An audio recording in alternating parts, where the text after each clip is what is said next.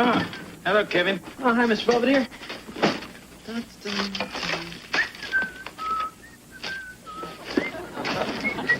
Someone having a sale of used food? Oh, no, this stuff's from my apartment. They're fumigating it for roaches and everything had to go, including me. Well, at least you didn't bring your dirty laundry. It's in the car. Fine.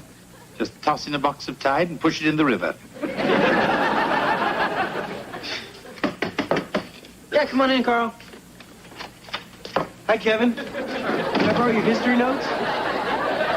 Oh, I just came back from a date. With who? The Temptations? I had high tea with Esther Blodgett. Who? She's a 68-year-old widow with bursitis. Carl, what are you talking about? It's my new part-time job. I provide companionship for lonely women. Oh, yeah? That's really nice. Yeah, and it pays a bundle. Huh?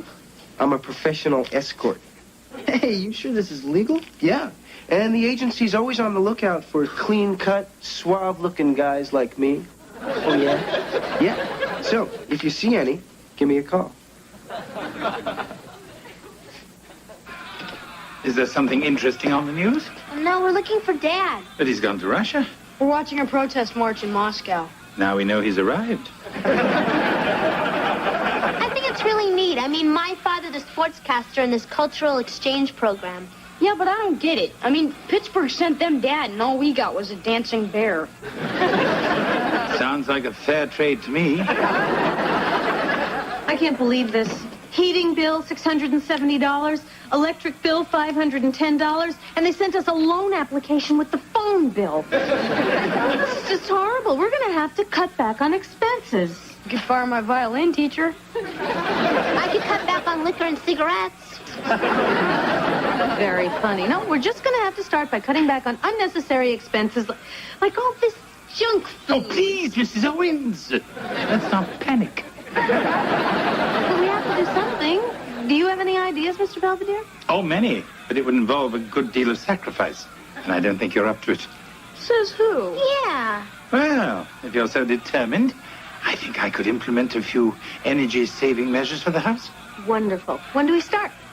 No time like the present. Hey!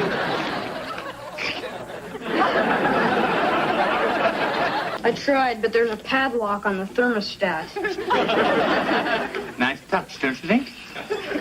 Oh, there's no hot water. Of course there is. You just have to pay for it with a ration coupon. Huh? We used them in England during the war. We were allotted so much clothing, so much food, so much gas. Guess you had plenty of both. So you're really going to stick us with those things? Indeed. And if you spend them wisely, you'll be able to have all the conveniences that you need. Like hot water, hair dryers, and reruns of Gilligan's Island. Hey, that's right. It's on now.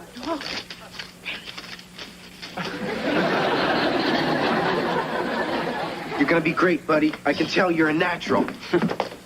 Gee, Kev, you must have a really hot date. Yeah, bring her over. We could stand around her and warm our hands. Where you going, honey? I'm, starting a new job tonight. Oh?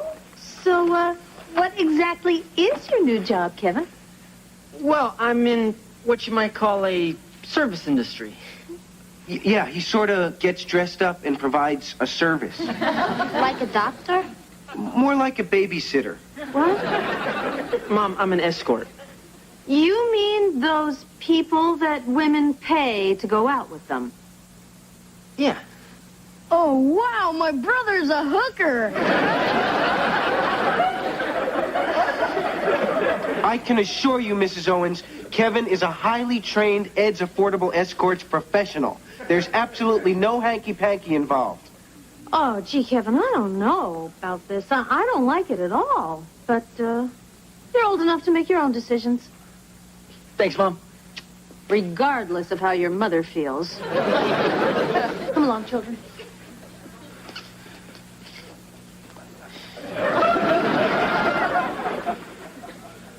I can't do this. Oh, yes, you can. Come on, Kevin. All you have to do is take out a nice, sweet old lady. What's the big deal?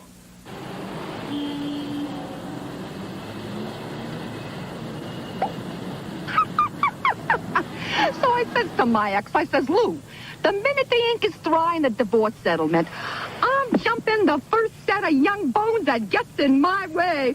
And it's you, sweet cheeks, champagne. No, thanks. I don't drink. Suit yourself.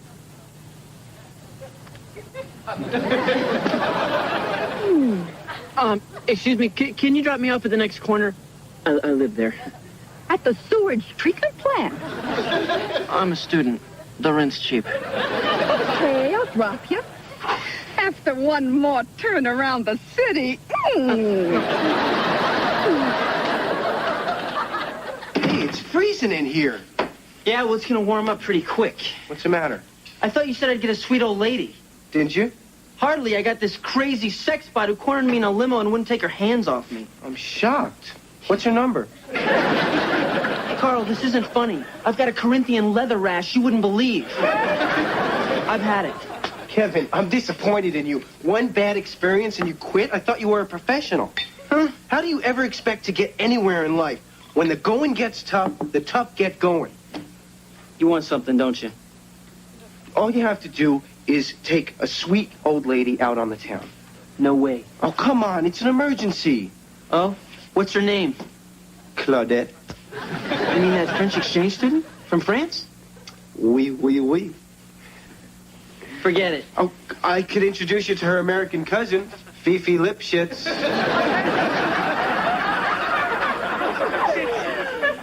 God, please don't let her be another man-eater.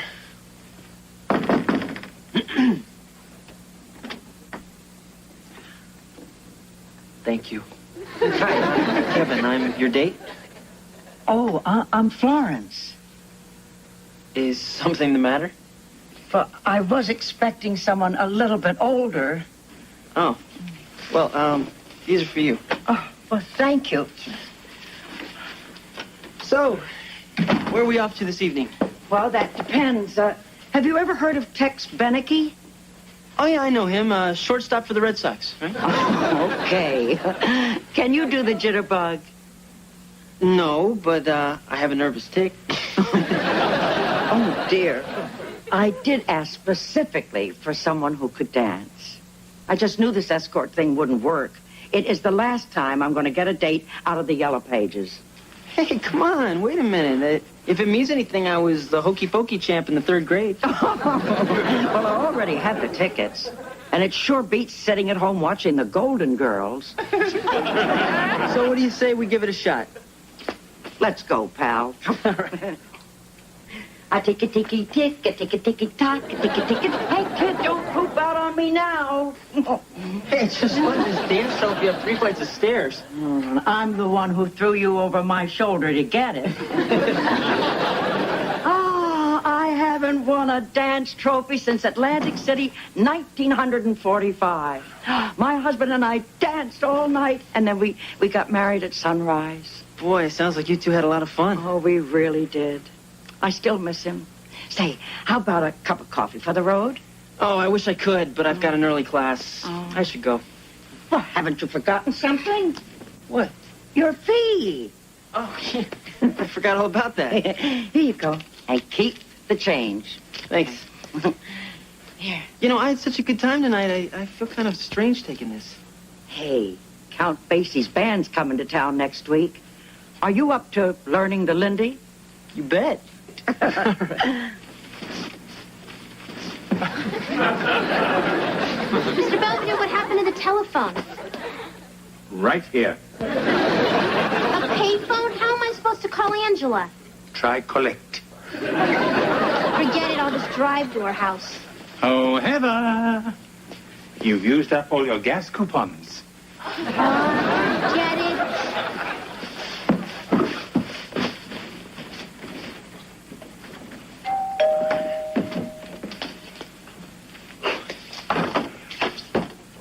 Carl, what happened to you?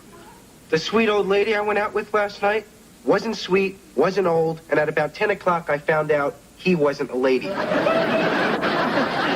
Gee, Carl, that's too bad. What's going on with you, pal? I was just down at the agency, and they told me you turned down your last 3 jobs. So? So I might have to refund my finder's fee. Well, I've been busy. With what? With Florence. We've been seeing a lot of each other. Oh, I get it. She's been paying you under the table. Good scam, Kev. Oh, Carl, I'm not charging her. What? Well, I'm seeing her because I like her. That's sick. Hey, come on. She's a sweet old lady. She's probably living off Social Security. What do you want me to do, squeeze every last dime out of her? I would. Whoa, you are a maniac behind the wheel. I mean, you sent those two sailors flying. You put me in a bumper car and I lose all control. Would you like a drink? Yeah, I'll just have whatever you're having. All right, one prune juice coming up. Oh. Thanks. Say, how did you make out on your ancient history exam? Yeah, I got a C minus. Oh, you should have called me. I probably was there. Flo, you have a really great sense of humor. You do, too, to put up with me. Oh, what are you talking about? You're a lot more fun to go out with than most of the girls I usually date. We really do get along, don't we? Yeah, sure. I think so. Me, too. So, as I say, what the hey? Let's do it. You mean the two of us here? Right now? No, we could wait a couple of weeks. We could make it a big event. I could invite all your friends and relatives. You mean to watch? Well, certainly. I could rent some chairs and get Beverly, my neighbor, to sing. Florence, what are we talking about? Our wedding. Our what? You're proposing to me? Sure, why not? Well, I don't know. I mean, this is all so sudden. I mean, I'm still in college. People in college get married. I don't even have a job. Neither do I. That gives us more time together. No, Florence, I really... Oh, look, if it's the money you're worried about, I have more than enough for the two of us. Florence, I refuse to live off your Social Security.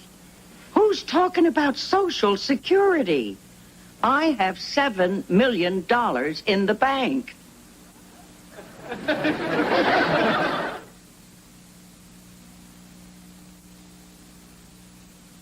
Remodeling it.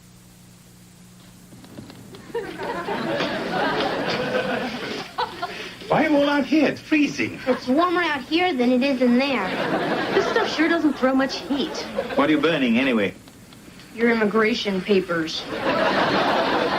I'd give anything for a hot meal. You could have had one if you hadn't blown all your ration coupons on your Lady Norelco. Hey, let's go down to the railroad tracks. I hear it's stew night. What are we waiting for? Well, no sense in wasting a good fire.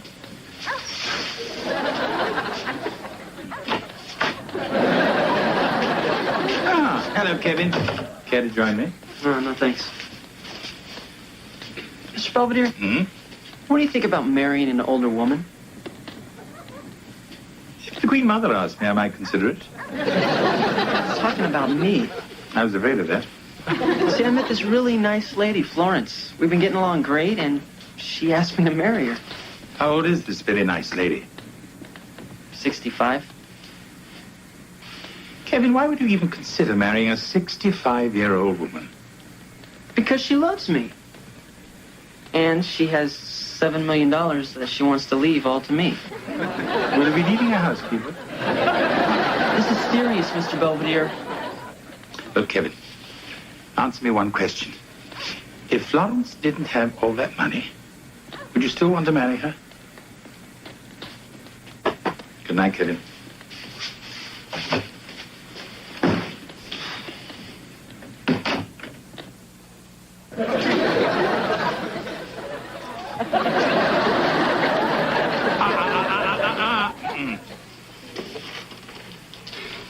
Mom, everybody, I have an announcement. I'm getting married. What? To who? Oh, nobody special, just some girl. What girl? Well, actually, she's more than a girl. She's actually kind of like a woman. And I met her at work. You're marrying some bimbo who's been paying you to squire her around town?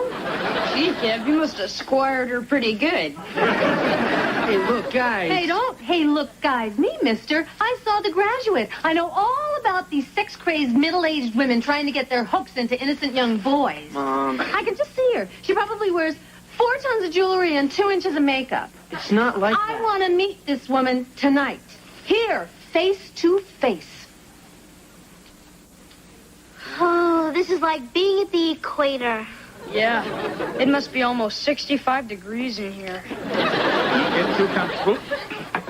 There's a cold front on its way. Where's that cradle-robbing hussy? Mom, take it easy, please. I won't rest until I've had it out with that tramp. You know, you're really over the top here. I am not. The mother lioness must protect her lionettes. Is that anything like the mother raisin must protect her raisinets? As long as I draw breath, no son of mine is going to be eaten alive by some oversexed she-wolf. Can I help you? Mrs. Owens, I'm Florence Talbot. Who? Kevin's fiancée. Kevin, can we have a word?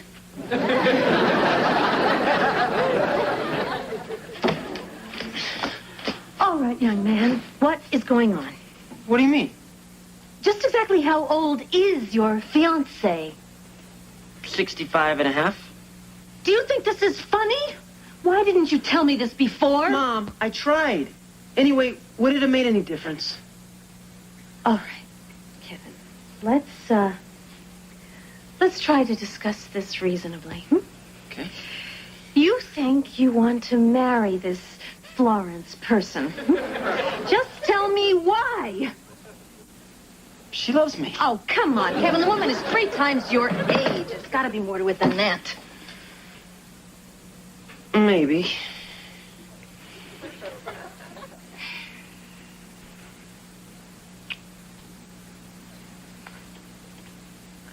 So, how about that new super polygrip? Are you and Kevin planning on having kids right away? Why don't you children go and play in the traffic? Scram.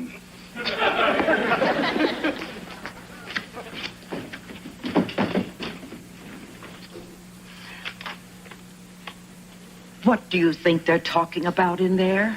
Oh, baseball, the weather, the total implausibility of a marriage between a 20-year-old boy and a woman who's old enough to know better.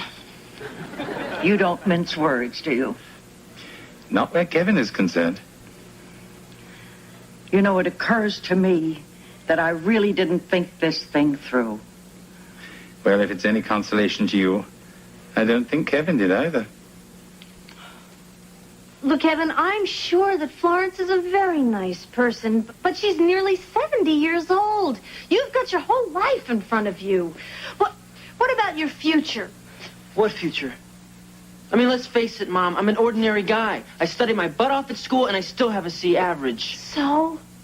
So the woman is worth $7 million. I mean, what am I ever going to do in life that's going to top that?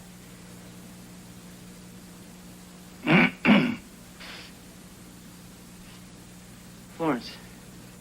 I think I've created enough trouble tonight. I'd better be going. Oh, no, actually, we were just leaving.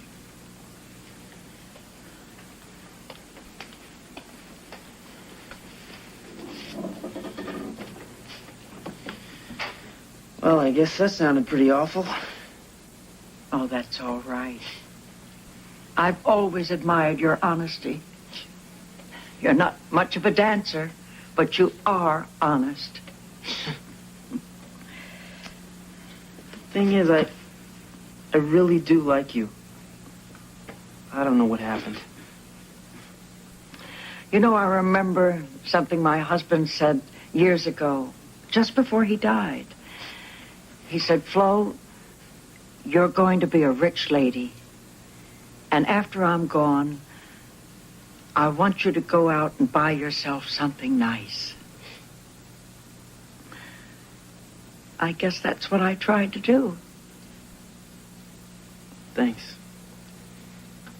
Well, listen, we can still see each other sometime. Oh, sure. Look, if Les Brown ever comes to town, we can go out and cut a rug. You have got yourself a date. Well, I better go. Sure. By the way, how old is that housekeeper of yours?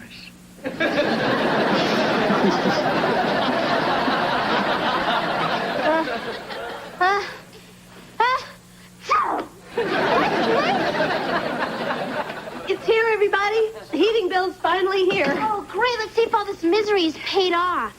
I can't believe it. It's $3 higher than last month. No way. There must be some mistake. Maybe Mr. Belvedere can figure it out.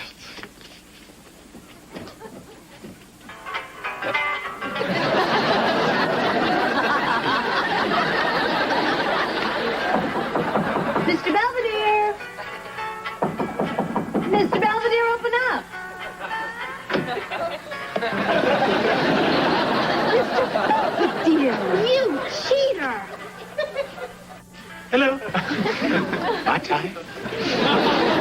Who's all that junk you told us about suffering through World War II? I did. Once. I'd be crazy to do it again. I'm sure you can see the humor in all this. Besides, think how all this privation has brought you together.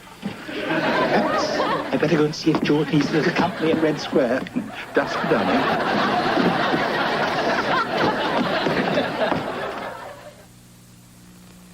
Mr. Belvedere will be right back. Abusing me. Deadly Silence, Sunday. Kevin has recovered nicely from the trauma of losing a woman 3 times his age. He has returned gratefully to the trauma of losing girls his own age. As for the rest of the Owens, while they may have warmed up physically, they are still freezing me out over my little practical joke. But there is an upside to the big chore. I don't have to go downstairs to get an Eskimo pie.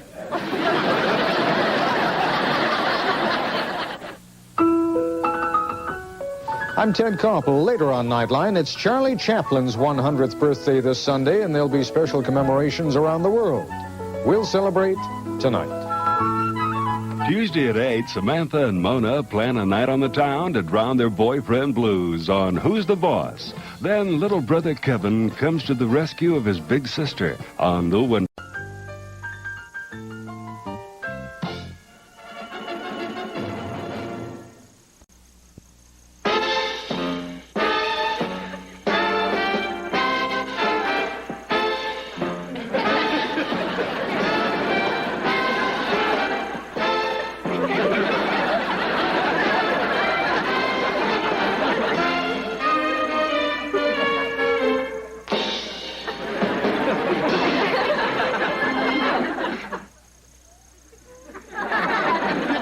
I know I'll regret asking this, but what exactly are you doing? Practicing. For what? The rodeo? Well, I'm going to be a stripper to raise money for charity. Of course. Why pass the hat when you can drop the pants? Hey, look, if I can help just one poor kid by letting a bunch of screaming women drop dollar bills into my shorts, then it's worth it. Can sainthood be far behind?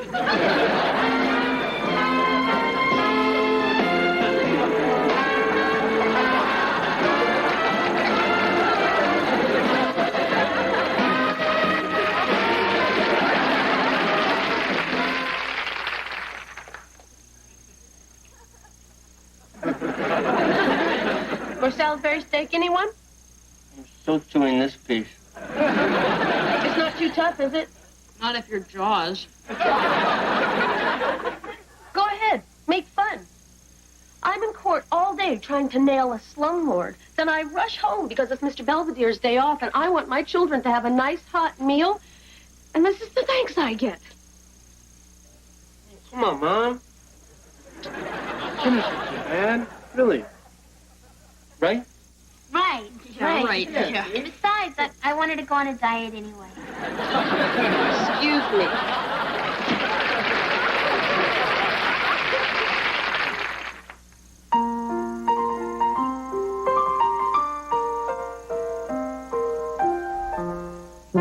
Streaks on the china never mattered before. Who cares when you drop kicked your jacket as you came through the door? No one glared. to our new arrival. Life is more than mere survival, and we just might live a good life yet. I can't make a dent in this gravy. Here, try scraping it off with one of these Salisbury steak things. Hey, Mom's meat works better than Brillo pads.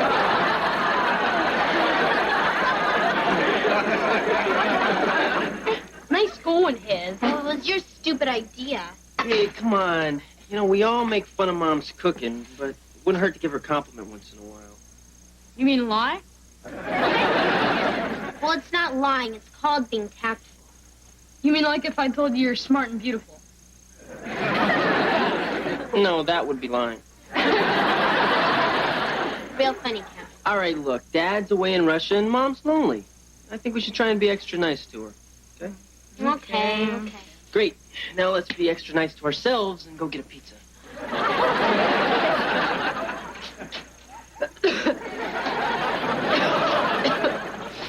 Good evening, Mrs. Owens. Hi, Mr. Belvedere. How was your day off?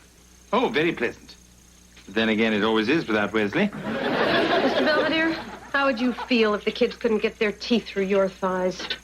Relieved. Do you think I'm a bad cook? Well, bad is such a subjective term, Mrs. Owens. I mean, there's bad and there's awfully bad. And then again, there's wretched and horrid and simply abysmal. Does that answer your question? It's just the kids are always complaining about my food, and I'm getting tired of it. Me too. Want to kill them? No, but I am thinking of taking cooking lessons. Well, just be sure and find a good teacher. Preferably one with a sense of humor. Mr. Belvedere, it's so sweet of you to volunteer.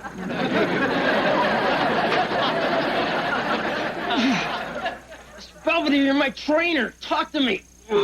Why? I just saw your breakfast. Come on. Saturday's gonna be here before you know it. I want to look good for this strip-off. Gotta bulk up. Well, carry on. Hey, where are you going? To get something to eat. You bulk up your way, I'll bulk up mine. What are you doing? Looking for my frog. Hey, Kev, is that Mr. Bug-Eyes on your shorts?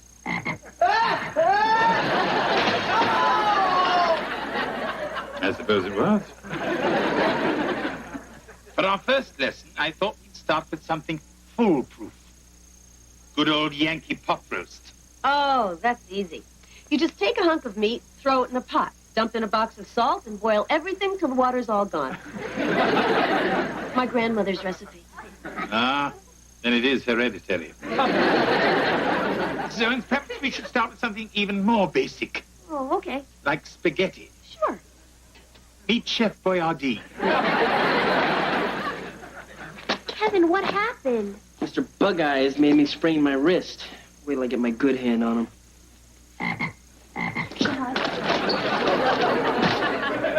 Relax, he's in my pocket. Sure. Hey, something smells pretty good. Yeah, it's great having Mr. Belvedere back in the kitchen. Nothing like a quiet stroll before dinner. Wait a minute. If you're out here, then who's in... Dinner in 5 minutes. Uh-oh. Don't worry. She's using my recipe. It's absolutely foolproof.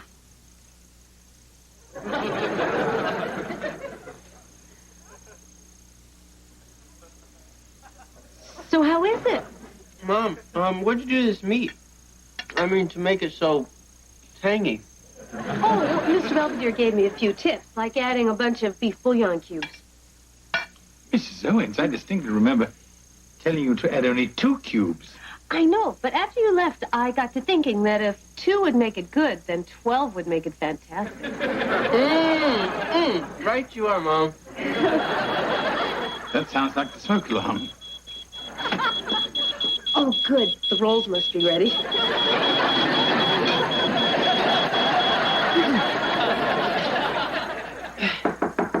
Come in. Hi, Wes said you wanted to see me. Oh, yeah. I wanted to get your advice. trying to find a theme for my act at the strip-off. What's the perfect female fantasy? Well, I don't know. Mel Gibson serving ice cream that makes you thin? How about this?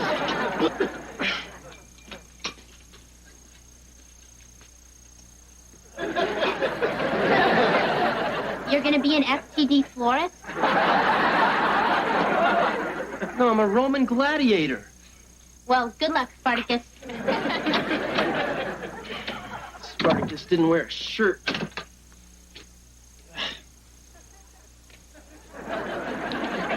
Oh, damn.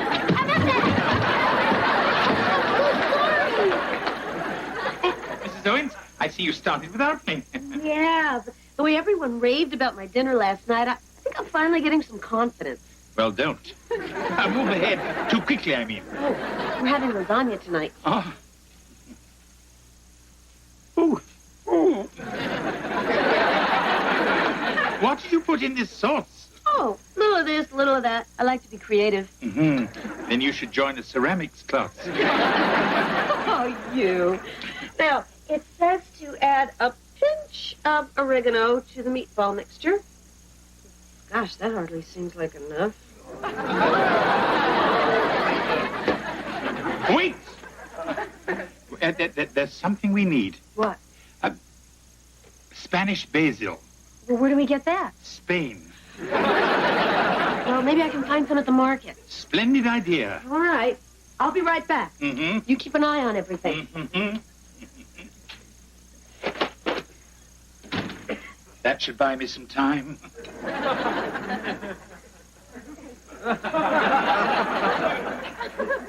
Are you sure you're okay, honey? I'm fine, Mom.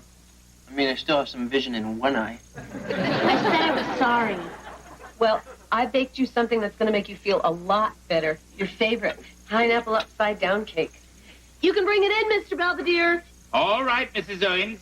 I'm just taking it out of the oven. Ouch. Ooh. Ouch.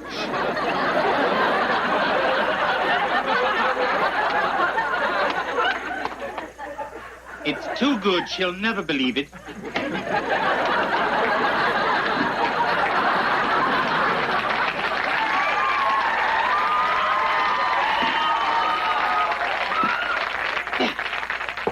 Wow, Mom, you really made that? Gee, I don't remember it looking so good. Boy, Mom, you've been making some really great dinners these past couple of nights. Yeah, you're getting better than Mr. Belvedere. I could never have come this far without him. You said a mouthful. Boy, Mom, you made us some really great dinners. Gee, you're even better than Mr. Belvedere. Oh, hello, sir. How pleasant to see you. Mr. Belvedere, I'm thinking of having a dinner party tomorrow night. Where? Here. There's this city councilman, Lloyd Taylor, and we need his vote to hire 2 more attorneys for legal aid. So I'd like to invite him and his wife, and my boss, Darryl, and his wife. I'll prepare something special. No, you don't understand. I'm going to do the cooking. But I thought you liked these people. And would want to spend as much time with them as you can. Right, so why don't you serve the meal and I'll do everything else? I want to make a big impression. I think you can count on that. Kevin, why do you keep doing this to yourself? I want to look good for the strip-off. All you're gonna look is lopsided.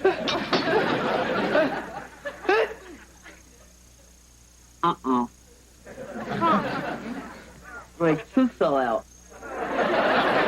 It's been loose ever since you hit me in the face with a door. Kevin, I'm telling you as a sister, give this up. Hey, come on. I still have sex appeal.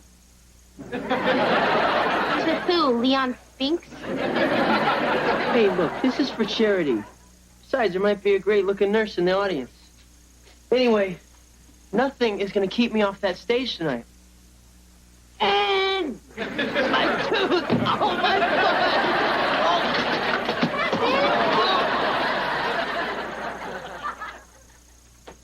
I see you. Mrs. Owens, I was just wondering if I might be of some assistance. Thanks all the same, but I want to make this dinner all by myself. It's important to my sense of self-worth. I wouldn't get in the way. And I can tell a few amusing anecdotes. Perhaps do some of my bird calls. Hey,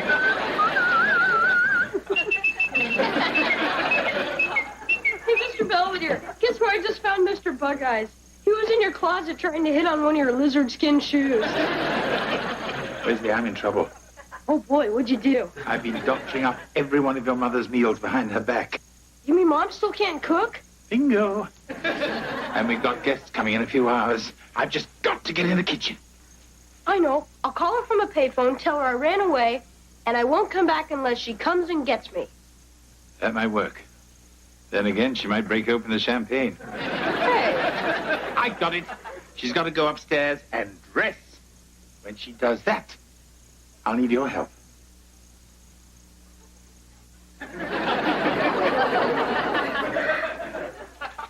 Well, I guess I'll go get ready. Oh, by the way, Mr. Belvedere said that since you're doing such a good job in the kitchen, he went to a double feature. Good. Then I can take a nice hot bath and not have to worry about him snooping around the kitchen. Yeah, he can be a real Budinsky.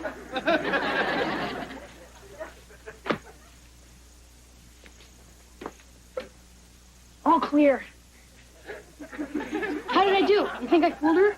Without question. It's heartwarming seeing a boy lie to his mother that way.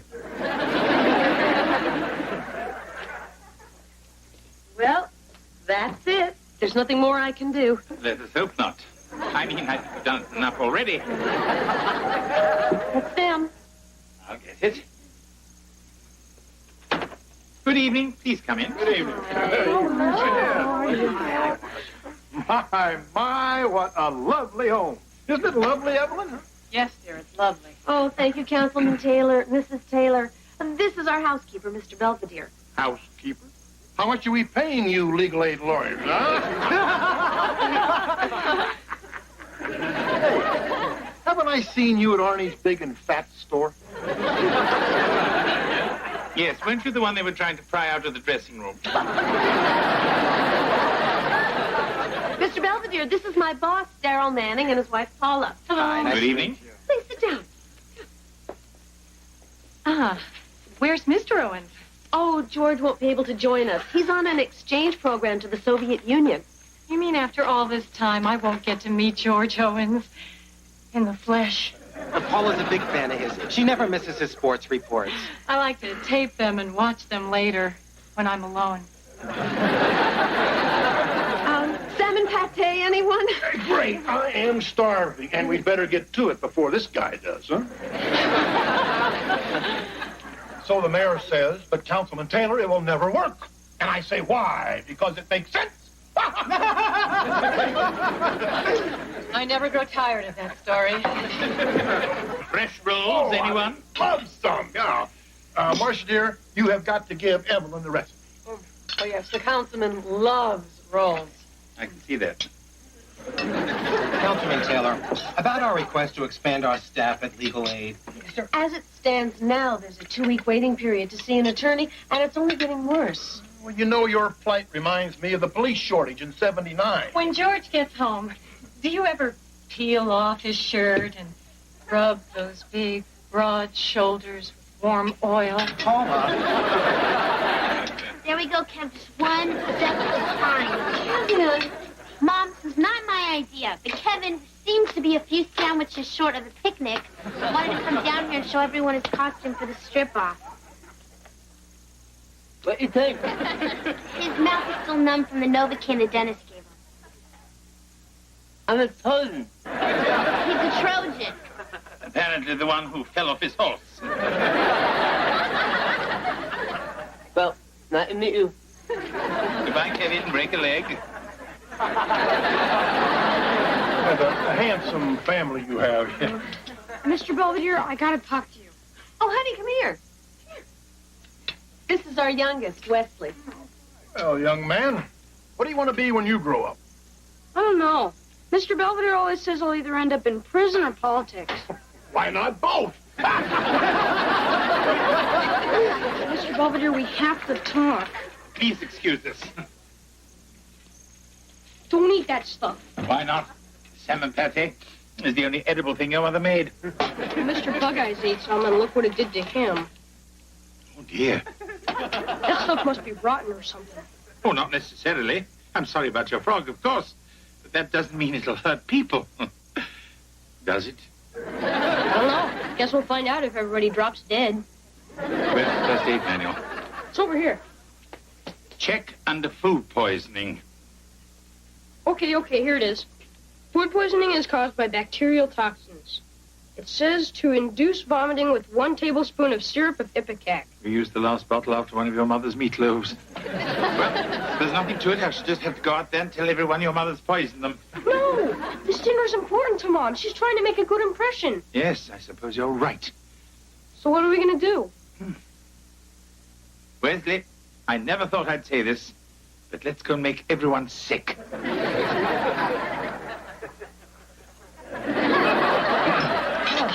Everything was delicious, Marcia. Thank you. Is everybody done? Well, I know I am. I couldn't eat another thing if you paid me, and I am an elected official. You know, Councilman, that reminds me of ancient Rome. The upper classes used to gorge on their food and then tickle their throats with a feather, thereby causing them to regurgitate their feast into a nearby trough. Yeah, I've got 2 feathers right here if anyone wants to try it. Frankly. Just kidding. Come on, Mr. Belvedere, I'll help you clear the table. Anyway, Councilman, as we were saying, about the caseload situation... Hey, Mr. Belvedere, look at this rice. Doesn't it kind of look like a big bowl of maggots? Perhaps, Wesley. They're not quite as slimy or wiggly. Mr. Belvedere? I think I'm going to be sick. Oh, cool. Just like Debbie Price. She has Extra Lunch Special all over her desk. Oh, my God. Yeah, then the substitute teacher saw it and had to barf in a wastebasket. Oh, Wesley T. Owens, you go to your room. But, Mrs. Owens... And you can go with him. Mrs. Owens, the boy is only trying to help. It appears we may all be suffering from food poisoning. My frog ate some of that salmon spread you made, and, well, he croaked. I mean, literally. Oh, no. We consulted the first aid manual, and it says that we all must, well... I think we got the picture. I think we should all pay a visit to the nearest emergency room. I'm so sorry. But, you're all welcome back for pie.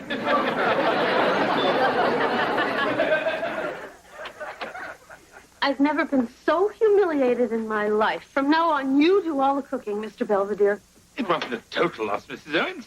The councilman did say he'd vote for more attorneys. Yeah, it's amazing what someone will agree to with a tube down their throat. Hi, everybody. Hi, Dad. How was the striptease? Everything come off without a hitch? I raised $150. That's wonderful, honey. Yeah, it was all from one lady. She's a bone specialist. Says she wants to study me. Hey, everybody, look. It's Mr. Bug-Eyes. Guess he was just tired.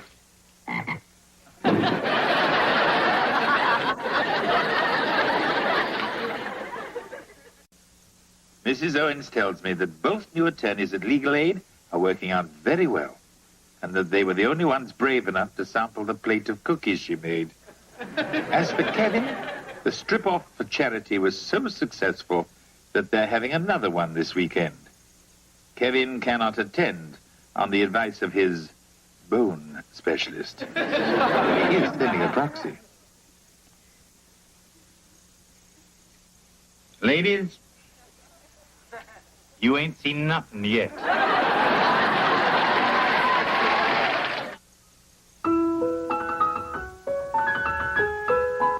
Dennis Quaid is a battle-hardened space pilot and Earth's top gun. Louis Gossett Jr. is an alien from a distant planet with a distinct hatred for Earthmen. They're 2 sworn enemies stranded on a war-torn world. But to survive, they must learn to do the impossible. Work together in peace. Prepare for the futuristic thriller Enemy Mine. Tonight at 8. Now it's Three's Company. Next on Fox 11. KTTV, Los Angeles.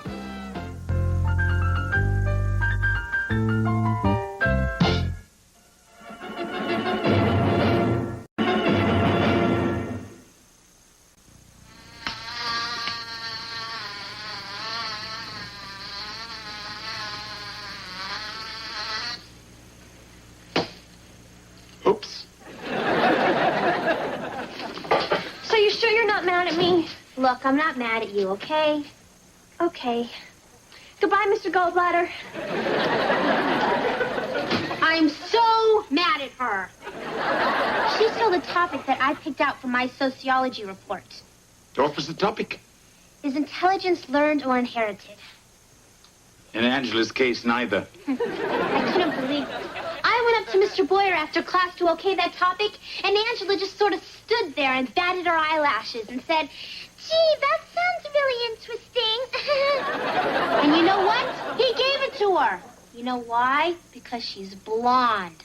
Blondes always get everything they want. That's rather a gross generality, don't you think? Oh, yeah? Well, then how do you explain that klutzy Paula Carmelli making the pep squad? Or Sophia Abramowitz passing driver's ed after backing her car into the lunchroom? Happy coincidence? They're all blondes. Well, if you really believe that theory, why don't you put it to the test? Huh? In the 60s, there was an important book called Black Like Me. The author disguised himself as a black man and wrote about his experience. So you think I should bleach my hair and write a book called Blonde Like Me? Well, I don't know if it would make a bestseller, but it would make a fine report. You know, that's not such a geeky idea.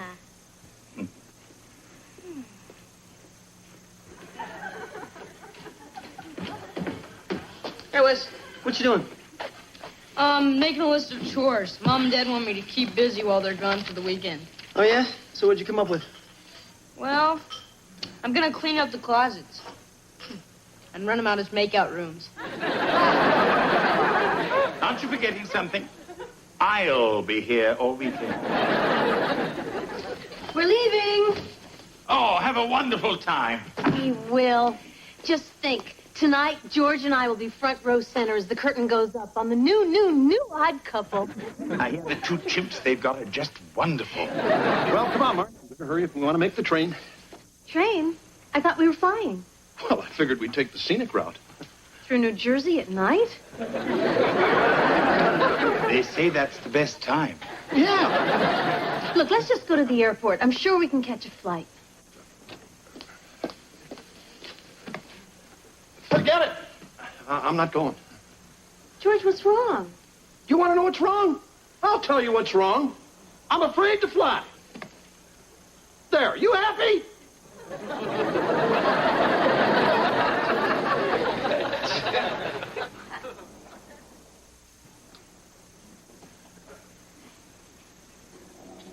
Hey, I know what you're all thinking.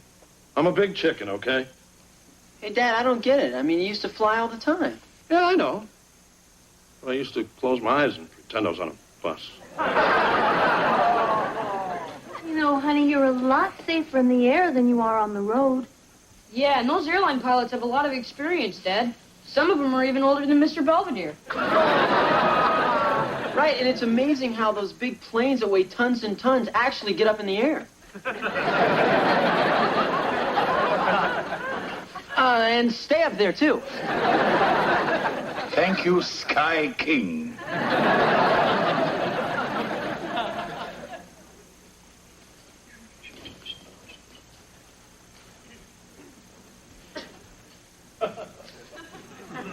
Well, hi there. My name's Kevin. I'm Heather's older brother. You know, the one in college. You're disgusting. Hey, look, I didn't know you dyed your hair. Looks pretty good. I mean, not that good. Hi, Kevin. Hi. Oh, my gosh. So, what do you think? You're blonde. Yeah?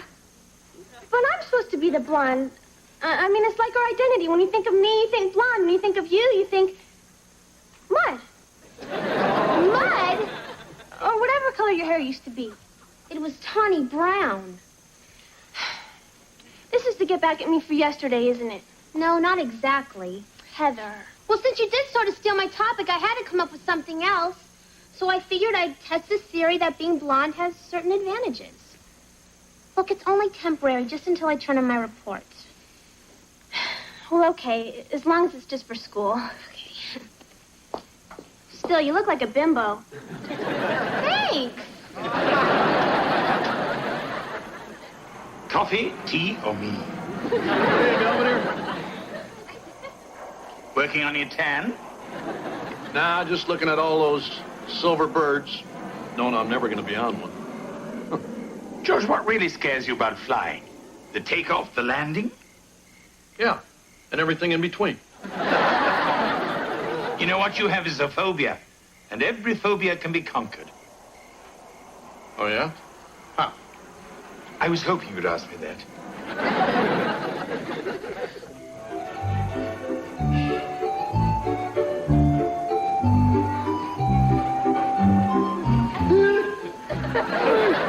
Are we having fun? I hate you. No, you don't.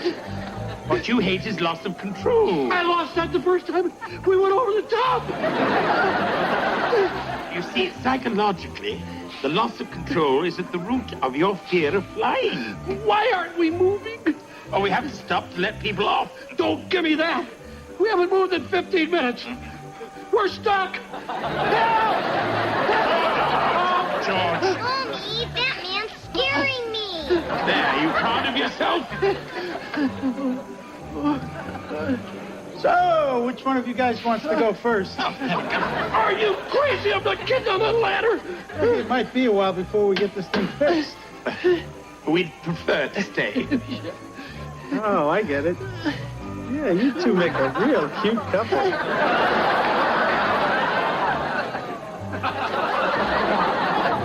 Do something, Belvedere. We're trapped. Mommy, he's scaring me again. Hey, shut up, kid. Bless you. Hi. Heather? Look, I know you hate it, but I only did it for this project for school, and as soon as I finish, I'm going to change it back, so don't flip out, okay? Actually, it's kind of nice. It is? Yeah. Now when people see us together, they'll think I'm a natural. Hi, Heather. Hi. So, how's the great experiment going? It's pretty amazing. I got whistled at in study hall. I didn't have to open a door for myself all day, and the cafeteria man gave me 3 extra fish sticks. Ah. And the real mind blower is Tim Rogers actually said hello to me. Oh, yeah? Well, he bumped into me on the stairwell. I bet any day he's going to ask me out. Hello? Oh, hi, Tim. Tim Rogers? Oh, he must have called me at my house, and my mom told me I was over here. Tomorrow night? No, I don't have a date. Yeah, I'd love to. Great, I'll see you then. Okay, bye. I can't believe it. Neither can I. Well, Angela, it's not like he's your boyfriend or anything. No, I don't have a boyfriend or any other kind of a friend.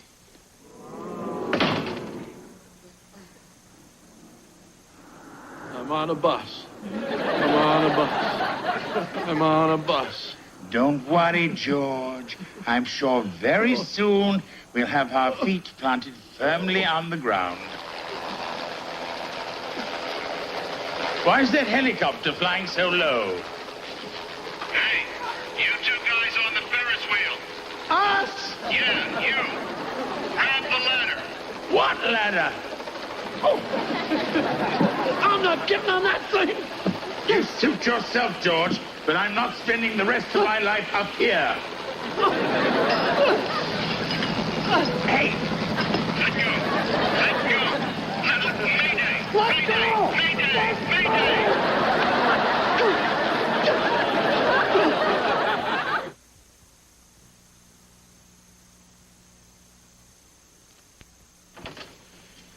Are you sure you don't want to bite? Get away from me. Where have you two been? Belvedere got some bright idea that he could cure my fear of flying. So he got me up on a stupid Ferris wheel. It broke, and we were stuck up there all night. Well, how did you get down? They moved over this big slide and made us go down in burlap sacks. Well, I was only trying to help. Some help! I'll never fly again. And on top of that, I got a burlap burn. Well, if at first you don't succeed, there's always plan B.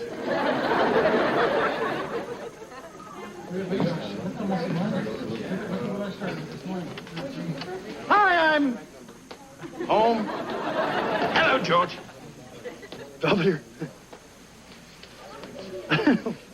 Who are all these people? Oh, these are the new members of your Fear of Flying class. I don't belong to a Fear of Flying class. You do now. This is Dr. Peterson, your instructor. Hello there, George. I want to thank you for volunteering to host our first class. Don't mention it. Oh, smoking is restricted to the last 2 rows. All right, let's get started. Everybody take a seat. Now, are there any comments or questions before we begin? Yes.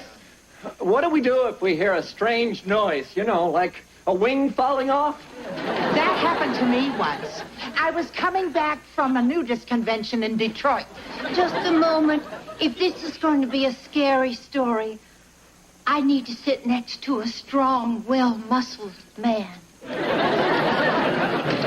So, as I was saying, I was rehearsing my fan dance. What was the noise? What was the noise? A beef brisket falling off a tray up in first class.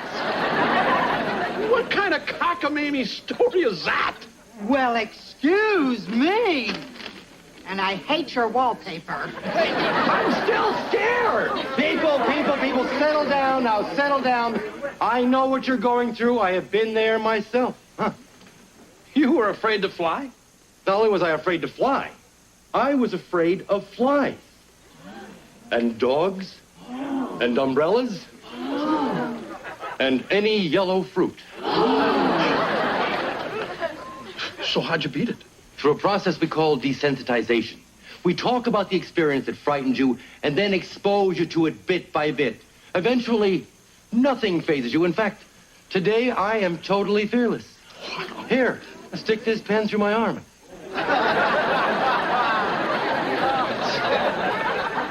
Oh, come on, you're crazy. Don't you ever call me that again.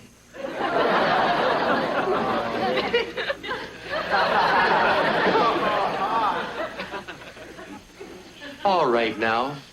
Who here hates their mother? Oh, what beautiful roses. Boy, I sure never got these when I was a brunette. Except from that guy who worked in the funeral home. How is your sociology report coming? Oh, I turned that in a week ago. I thought you were going to change your hair back when you were through. What's the rush? No rush. By the way, what does Angela think? Why do you ask? Well, I just haven't seen her around much lately. I thought maybe she was upset by all this. Angela, we go so far back, nothing could break up our friendship. Here's all the stuff I've ever borrowed from you in my whole entire life. Nice knowing you. And incidentally, your roots are showing.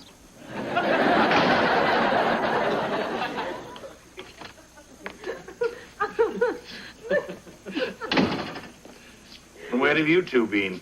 Oh, Marsh helped me with one of my assignments for the Fear of Flying class.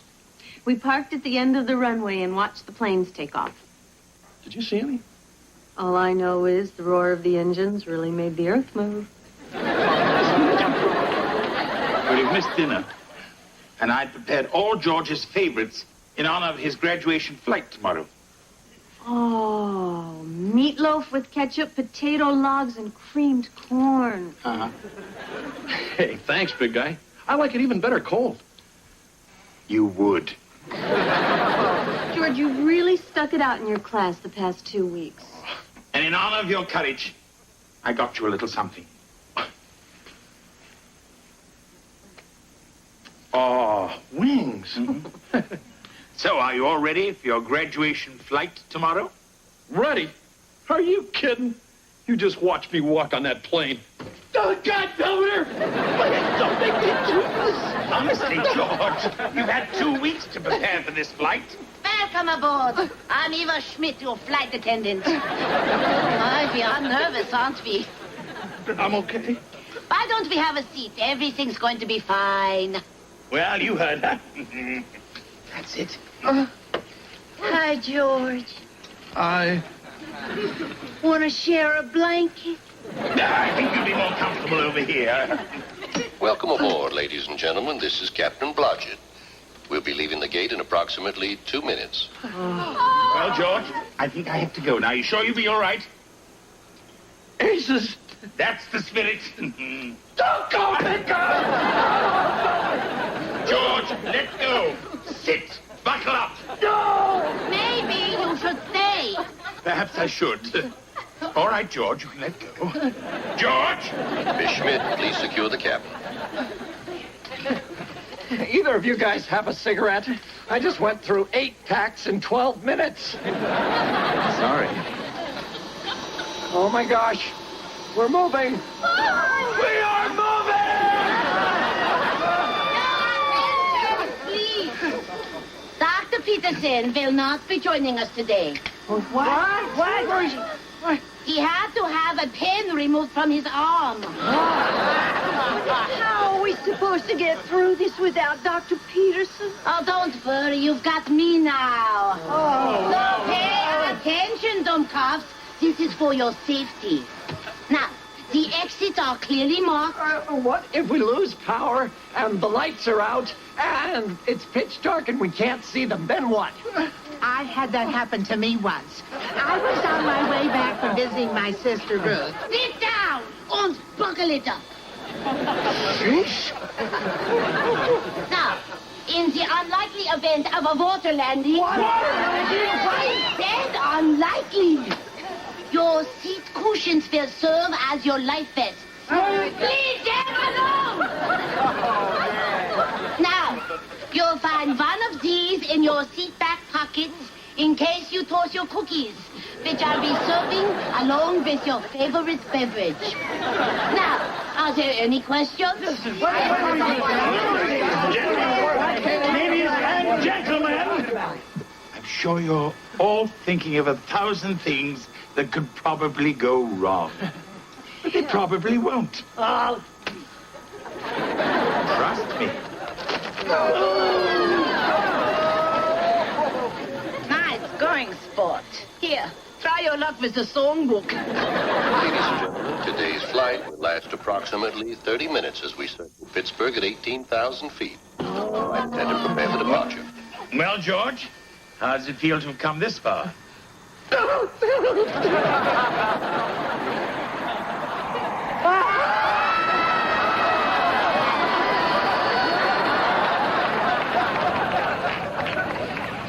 Funiculi, funicula, funiculi, funicula. Diabolotia, funiculi, funicula. Feeling any better? Hey, big guy, this wasn't so bad after all. You see, there's nothing to be afraid of up here. George, you have a lovely voice. Well, almost nothing. You know, strangers in the night. All the fight for the landing gear to get stuck. We'll try and crank them down manually. But... Oh, hi there. Having a nice flight? That depends. Crank what down manually? The windows? I think I'll go serve some drinks. On the house. Oh, it's really no big deal. It's just the wheels won't come down. What? Oh, don't worry. Wheels do this kind of thing every now and then. What happens if the wheels don't come down before we land? Oh, I've already alerted the airport. They'll foam the runway and we'll bring her in on a belly. On her belly? Yeah, like a giant slip and slide. Someone like you aboard at a time like this. You seem to have a way with these people. Uh-oh.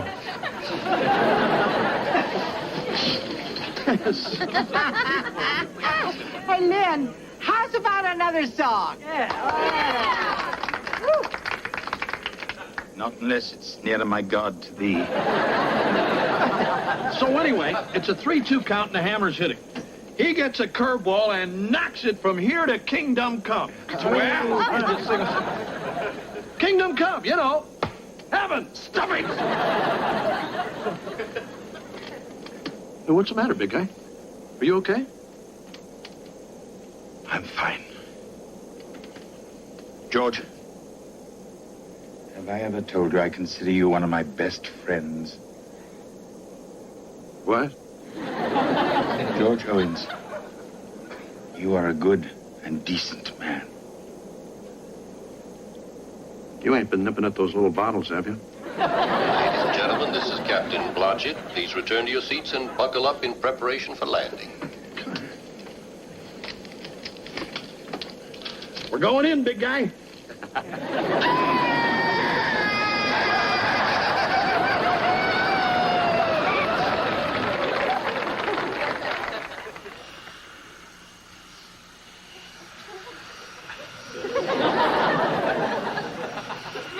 I saw a mouse.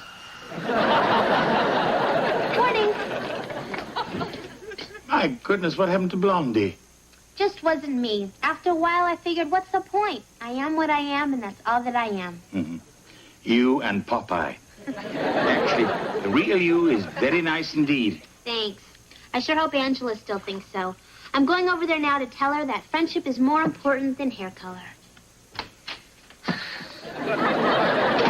Oh, my gosh!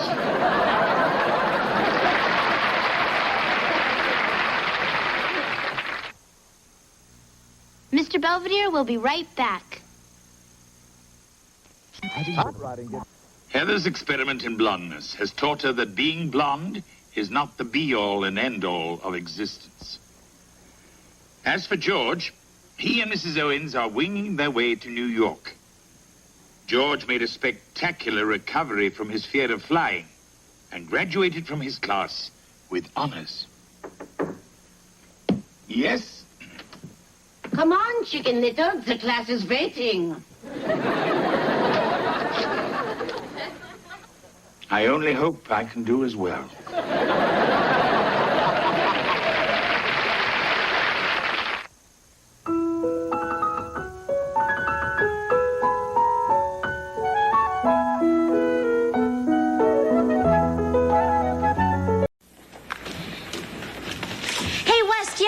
Backpack, mine's full.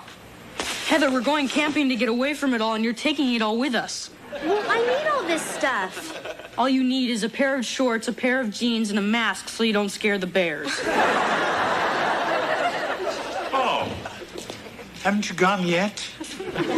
Sure you don't want to come camping with us, Mr. Belvedere? You'd enjoy the peace and quiet.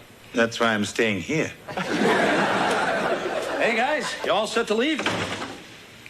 Let me guess. Your mom isn't ready. Close. She's not even here. What? She's working on some adoption case. Well, Wesley, I hope she finds you a very nice home. Very funny. Well, the car's all packed. I brought along my harmonica so we can sing songs around the campfire. I'd better make room for my headphones. Hey, Kev, I'm glad you could break away from your studies and come with us. Hey, Dad, I love spending time with my family. Besides, they're fumigating my apartment, and if I stayed there, I'd die. Hi, guys. Sorry I'm late. Hey, Mark, throw that in the knapsack and let's... Is that a baby? No, George, the dog went bald. Marsh, what's that baby doing here? Looks like 2 to 3 days. Out this afternoon that she's pregnant, and by the time they let me know that they didn't want to go through with the adoption, I already had temporary legal custody. How temporary? Look, it's 7 o'clock on Friday night. The adoption agency is closed, so it looks like we've got a house guest for the weekend. Isn't he adorable? Hey, let's name him. He already has a name. Everybody, this is Nelson. Nice to meet you, Nelson. You look the outdoors type to me. So, step lively, everyone. You have a camping trip to go on. Come on, Belvedere. We can't drive a baby like this all the way to the Allegheny National Forest. Why not? You drove me to the brink of insanity.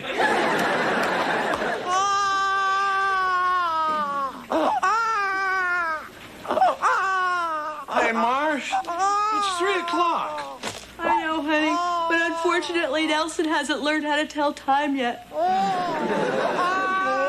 I'll walk him for a while. Oh, that's it's okay. You need your sleep. You got a golf game in a couple of hours. Who's worried about a golf game? I got my own little personal water hazard right here.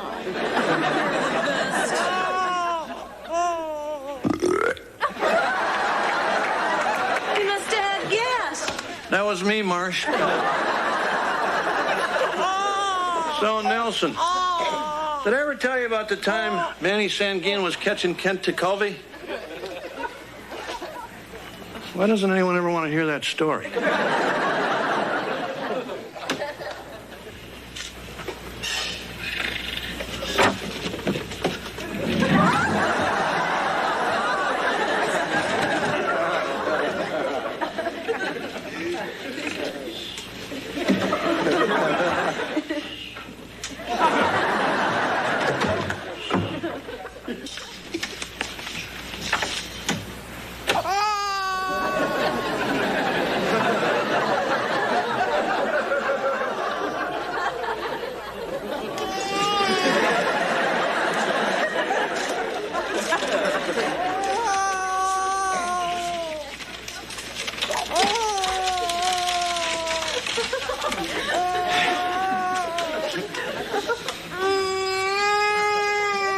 Sleep tight, George.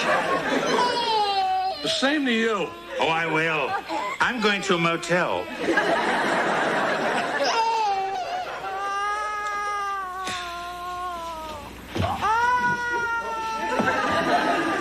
Sorry, this couch is taken. Oh, yeah? Well, now it's a duplex. Shove over. I gotta find some place to sleep where I can't hear the baby crying. Try California. All right. Night, sis. Good night. Hey, Wes! Thanks. Get up. I had the couch first. Sorry, possession is 9/10 of the law. Yeah, well, if you don't get up, I'm gonna bust 9/10 of your head. I'll still be smarter than you. Hey, pipe down! We finally got the baby back to sleep. Jeez! Guess it's safe to go upstairs. Yeah.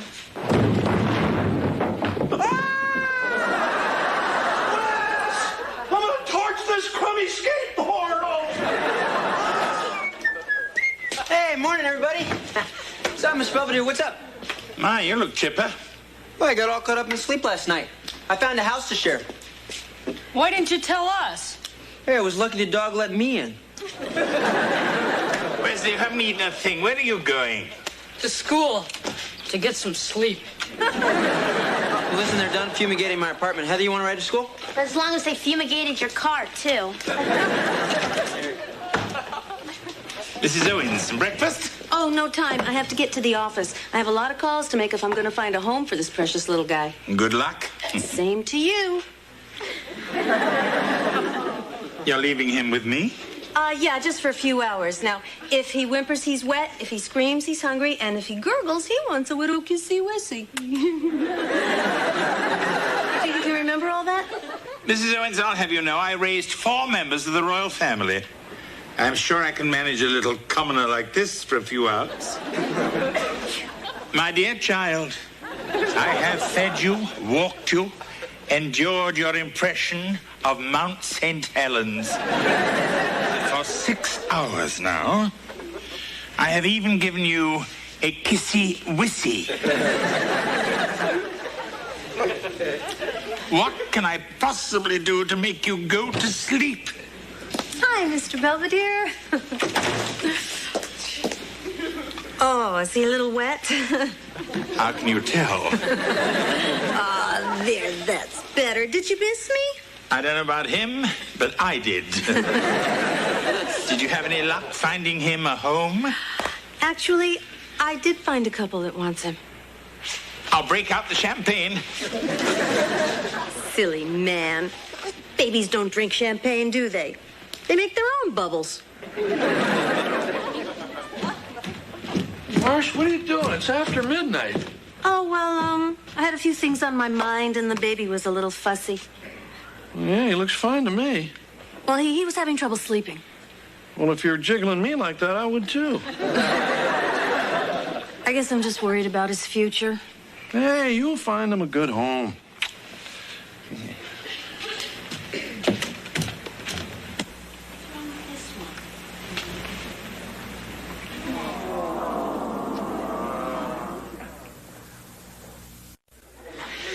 Boy, something really important must be up. Yeah, Mom hasn't called an official family meeting since the time Wesley took out a second mortgage on the house. Oh, good. You're all here. Yeah, World Federation Wrestling is on, so make it fast. Well, what would you all say if I told you that we were going to have another person living here? Is it a prisoner exchange program? No, I'm talking about a baby. You're gonna have a baby? Way to go, Dad! No, I'm not having a baby. I'm talking about adopting Nelson. Surely you're kidding. Come on, Marsh, you know how you get around babies. How? Nuts. I can't help it. Every time I look at his little face, I see Kevin and Heather and Wesley. And you want another one? Look, Mom, a baby's going to take a lot of your time. What about your job? Well, that's why Mr. Belvedere is here. No. That is why Mr. Belvedere is leaving. That does it for me. The kid stays. Mr. Belvedere doesn't have to do anything for the baby he doesn't want to do. I can do most of my work at home and take care of Nelson at the same time. Well, don't I get a say in this? Of course you do. If you want to deny me the one and only thing I have ever asked for, just say the word. Are you all ready for breakfast? There's a good boy, yeah. Oh, that's so sweet. You want to hold him a sec? Well, sure. Dad.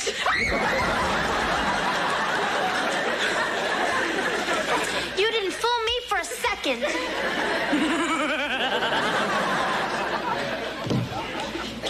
Hi, Dad. Morning. Where's Mom? Well, she was up all night with the baby, and it's Belvedere's day off, and he was out of here right after midnight. So I made breakfast. Oh, goody.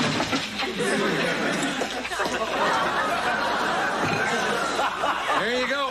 Homemade oatmeal, nice and hot. Dad, how much oatmeal did you make? A box. Go ahead, dig in.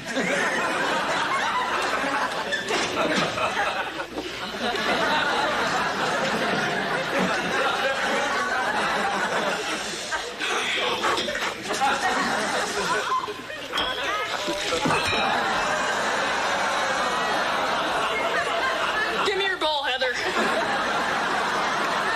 No, you first. You need something that'll stick to your ribs. Come on now, guys, don't fight over your food.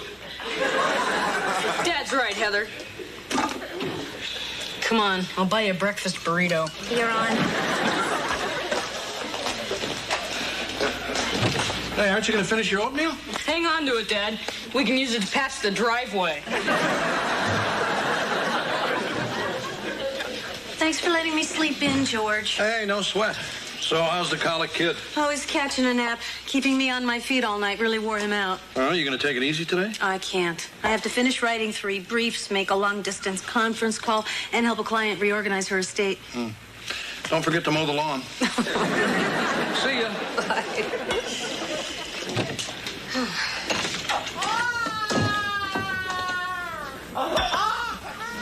Well, it's nap time.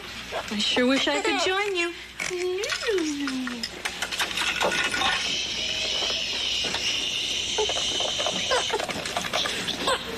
Bill McLaughlin, please. Marcia Owens returning his call. Hi, Bill. Can I put you on the squawk box? Good. Marcia, I've been going over the contracts, and I had a couple of thoughts. Okay, go ahead. I'm with you. First of all, Fields versus Westmoreland County is an excellent precedent to cite. Well, failing a motion to dismiss, I think we need a precedent. Oh, hello. Whose boy are you? What? No, Bill. No, nothing. Where do we stand on depositions? Well, they've been submitted to the court, including the required stipulations. Oh, did you make a pee-pee? No, Marcia, I didn't. Oh, no, not you. I'm talking to a baby. Well, as I was saying, Marcia, can you hear me? Hey, Bill, can I call you back in 15 minutes? Sorry, I'm doing court. How about later this afternoon? No good. So why don't we try this tomorrow? No, tomorrow I have to take the baby to the pediatrician. Now listen, Nelson, I have a very important client coming over. So if you could just stay asleep for an hour or two, I can make enough money to buy you a... How do you bribe a baby? Hello, Mrs. Esterhazy. Please come in. Thank you. What a lovely place. Where are those little mints that you have at your office? Oh, I'm sorry, but as I told you on the phone, we have a new baby in the house, and they take up so much time. Well, I'm sure your baby's getting more quality time than my grandchild gets from my son and that airhead aerobics instructor he married. It's such a shame about your son moving to Florida. That trampy little blonde can talk him into anything. But taking my only grandson, Binky, to Orlando, that really rips it. Oh, I'm so sorry. Now tell me, exactly how old is little Binky? 27.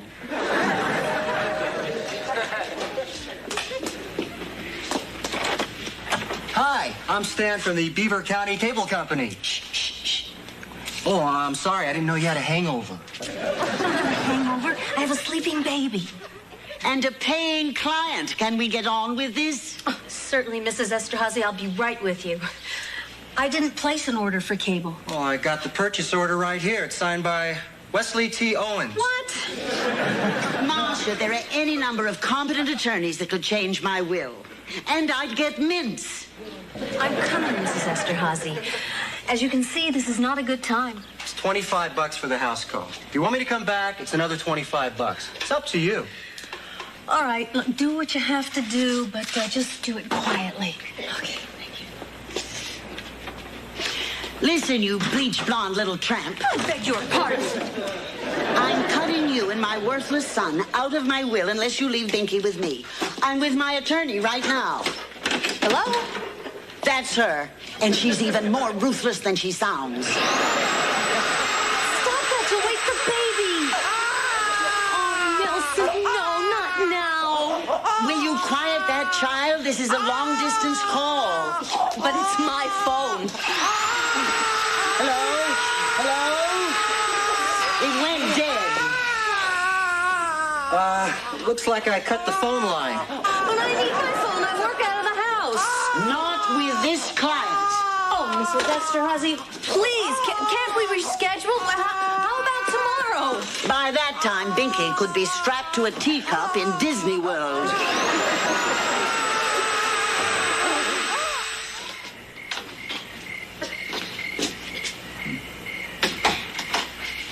Pleasant evening. Hi, Mr. Belvedere. How's your day off? Oh, very nice. I went to the museum, I saw the ballet, and I ate a fine meal I didn't have to cook. How was yours? Let's just say I had my hands full. Remind you of the old days? No, not really. Mr. Belvedere, I love that baby. Everything should be perfect. So why is everything so out of control? Don't let it get you down. In a mere 18 years, he'll be in college. You're not helping. Mrs. Owens, you made a warm and loving home for your family. You got your law degree when many other women would be out playing tennis. At the same time, you raised 3 fine children. Well, 2 anyway. Mr. Belvedere, do you think I'm doing the right thing trying to adopt Nelson? I couldn't say. But the right decisions are always the hardest.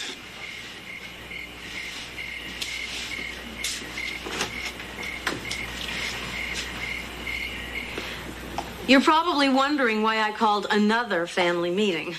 Are we getting another baby? Can we make it a girl this time? No, it's nothing like that. I've invited some people over tomorrow. Bob and Shelley Mills. He's a rabbi, and she's a nurse. They're coming to see Nelson. Are we having a bris? No, Kevin. They're coming to take Nelson home. What? But I thought you wanted another baby. When I decided to try for Nelson, my maternal instincts were on a rampage that completely overwhelmed my better judgment, especially when it comes to what's best for Nelson. Well, are you sure, Mom? I mean, maybe we just need to help you more. Yeah, I could come home from school sooner. Yeah, I could take some weekend shifts. And I'm planning on doing a lot more cooking. You're very sweet, but these things are not the issue. The issue is finding the right family for Nelson. Well, what's wrong with us? Nothing. But we're a complete family. The Mills have wanted children for years, and Nelson will be the answer to their prayers. Do you think Nelson's starting to look just a little bit like me? Yeah, especially when he sucks his thumb like that. Come in. Listen, I just wanted to say goodbye to Nelson. And I wanted to give him this. Your old baseball mitt? Yeah, well, I was going to give it to Wes, but figured he'd only pawn it. Come in.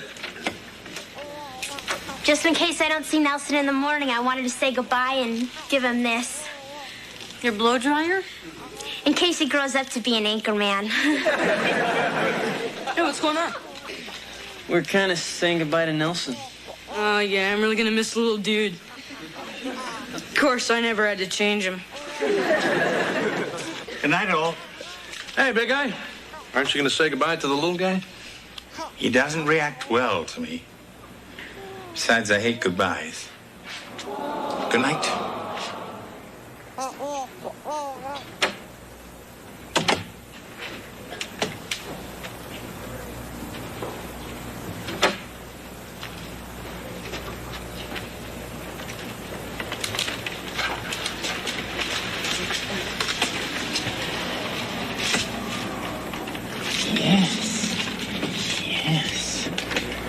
What I meant before was, I hate public goodbyes.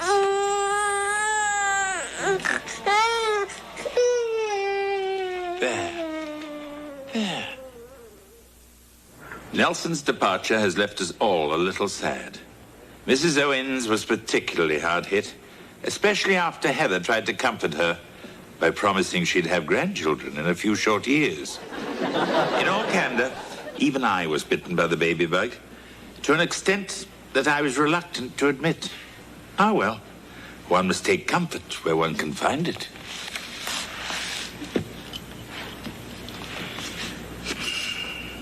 Come to Papa.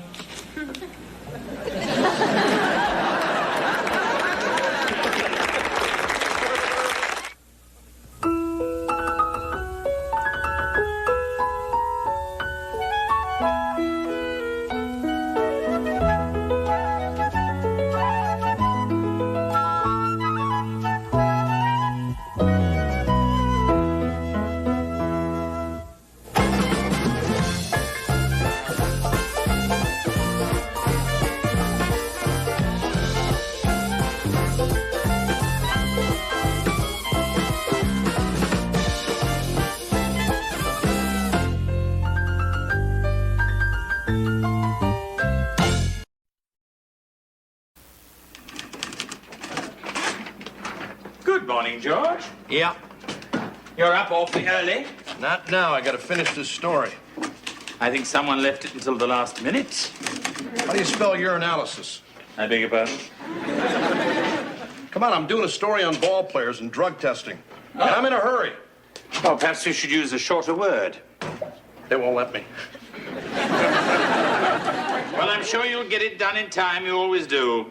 I got to be in Ohio in an hour. Oh, is there a warrant out? I'm going to camp. Got an interview with Joe Namath. Who? Who's he? He's Joe Namath. They're putting him in the Hall of Fame. Really? He's a football player. Quarterback, New York Jets. Come on, Broadway Joe. Shaved his mustache, wore pantyhose. You know him. Well, I think I would if I saw him. Well, another early riser. Couldn't sleep. What's the matter? Too quiet. Yes, I know how that disturbs you. Hey, I'm not kidding. Listen.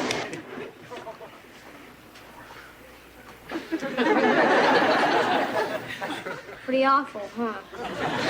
Yes, frightening. Outside. It's real weird out there. Oh, now, where's Lee?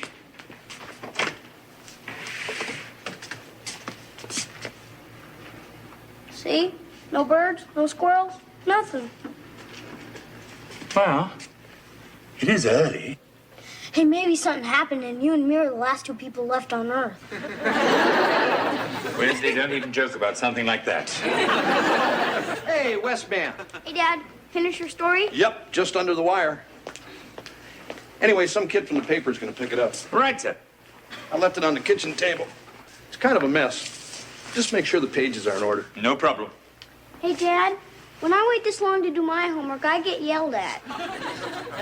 Oh, yeah. Well, the thing is, it's different for grown-ups. That's what Mr. Belvedere calls a double standard.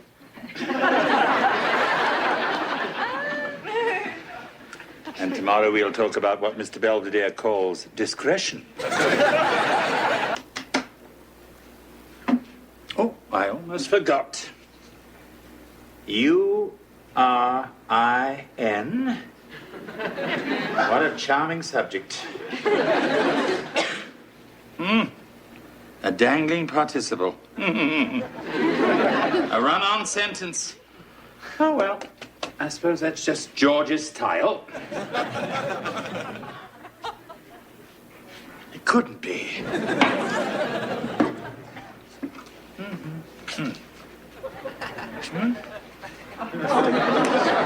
Because of the converging pressure systems, the National Weather Service has issued a tornado watch for the entire Allegheny County area. More details as they become available. We now return to our regular program, already in progress. And besides, he's a straight-A student, and he likes me, and he's really sweet. I'm sure he is. Come on, Kev, we're going. It's just that it would be nice if your father and I could meet him first. Oh, sure. It's just he's a little shy around grown-ups. Couldn't he just wave from his van? It has a van? Well, it's not a van. I mean, it's got windows, and there isn't a bar or anything. Heather, how old is this Randy? Oh, he's around my age. He's 15 and he has a van? Okay, he's 18, but really immature. No. I don't care if he's Victor mature. I absolutely forbid it. Oh, hey, Kevin, who's Victor Mature? Oh, I think he was somebody at Woodstock. What's Woodstock? What's Woodstock? Come on, Wes, we're all going to the mall. No, thanks. And if I were you, I wouldn't go either. What are you talking about? Wes, what are you doing? Oh, my pretty young mature, and your hair done, too. Get a personality. A tornado's coming. It was on TV. Oh, yeah, sure. You mean a tornado like on one of your cartoons, honey? Oh, I'm glad I caught you, Mrs. Owens. We're under a tornado alert. Really? Maybe you saw the same cartoon.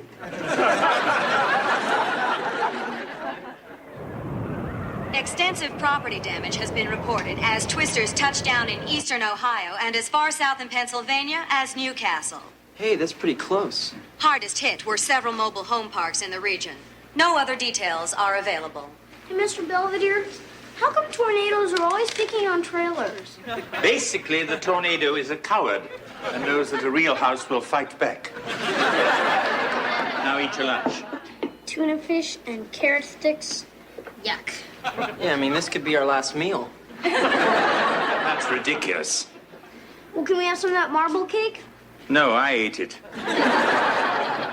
No, Randy, everything's great. It's just my mother's a little uptight about your age. And with the tornado coming, it makes it kind of hard to get out. But I'm working on it. Your father may be trying to call. Oh, I'm sorry. Gotta go. Bye. I'm sure Mr. Owens will be fine, madam. Is there any more news? Yeah, a tornado just hit Newcastle. That's not even 50 miles from here. Leslie! With any luck, he'll keep going. Hey, Dad, you made it. Hey, champ. Guess what I brought you from the Football Hall of Fame? Football? Maybe. George, you're back. Hey, sure I am.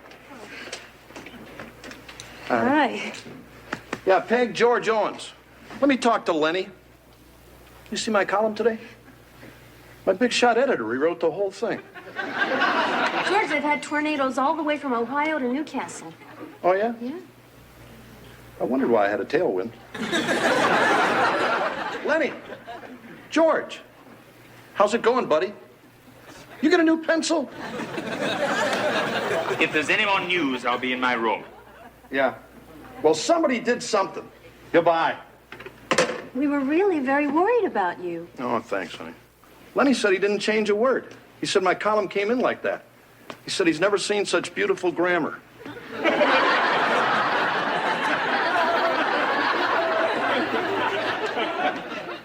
Golly, I wonder what happened. Gee, for the life of me, I just can't figure it out. Well, sir, perhaps I can shed some light on it. Oh? However so. Well, I simply followed your instructions. I put things in order.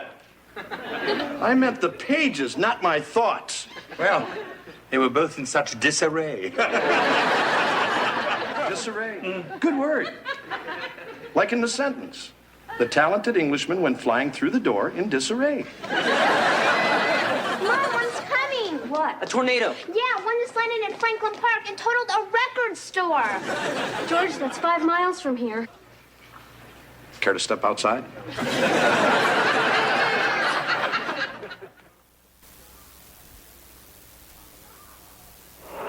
Hey, Mom. The Huffnagel's lawn furniture just went by. Wesley, get away from there. Look, Belvedere, you may think you're Mr. Know-It-All. I'm sorry, George. It's just that I knew that you were rushed, and I assume you'd appreciate having some of your little errors in syntax and grammar corrected. Hey, you don't see me going around doing your job. Never. Well, how about you keep your nose out of mine and stick to what you know? Cleaning house. Guys, can we finish this after the tornado? Oh, yeah. Let's go, everybody, in the basement. Mom, can I make a phone call? No. Well, then can I start smoking? I'm really nervous. Hey, aren't we supposed to do something so the house doesn't explode? I don't know. Are we? Yeah, sure. First thing we do is, Make the beds. Come on, Belvedere. Turn off the gas. I got it, Dad. Everybody else make sure the windows are closed tight. Open them.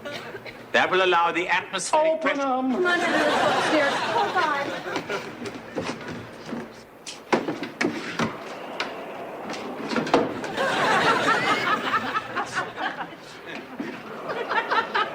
Hey, Dad. Will you get in here? I can't get this open, Mr. Belvedere. It's stuck. So's mine. So what are we gonna do? Stand back, Wesley. Boy,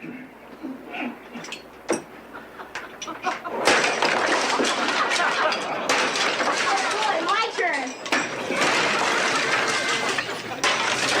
Wesley! I'll be in the kitchen. Mom, I'm ready. What's this? It's all my favorite stuff. It comforts me. Did you open your windows? I can't remember everything. Okay, let's go, everybody, in the basement. Come on, Wesley, let's go. I can't. Why not? I ordered the pizza. Oh. I think we got enough water. Good lad. Okay, Come on, kids, let's go. Might have it. Go, go, go, go, go, go, go, go. Well, see ya.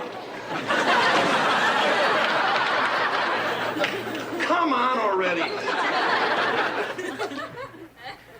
Why are we all standing here like this? Mr. Belvedere said to stand in the southeast corner because it's the safest. So how come he's sitting over there? Because I'd rather die than look that silly. Besides, the tornado hasn't arrived yet. You'll know when. Yeah, so everyone just relax. I mean, take it easy. We're fine down here. Your father's right. There's nothing to worry about. Let's see if the TV works. Don't go too far. How do you like Dad's bar? Lovely. What time's the sacrifice? Look at this. See? Bar opens at 5, and it's all 5s. All 5s. Neat. Dad decorated this all by himself. Didn't you, Dad? Yep, all by myself. You like it? Oh, it's quite impressive.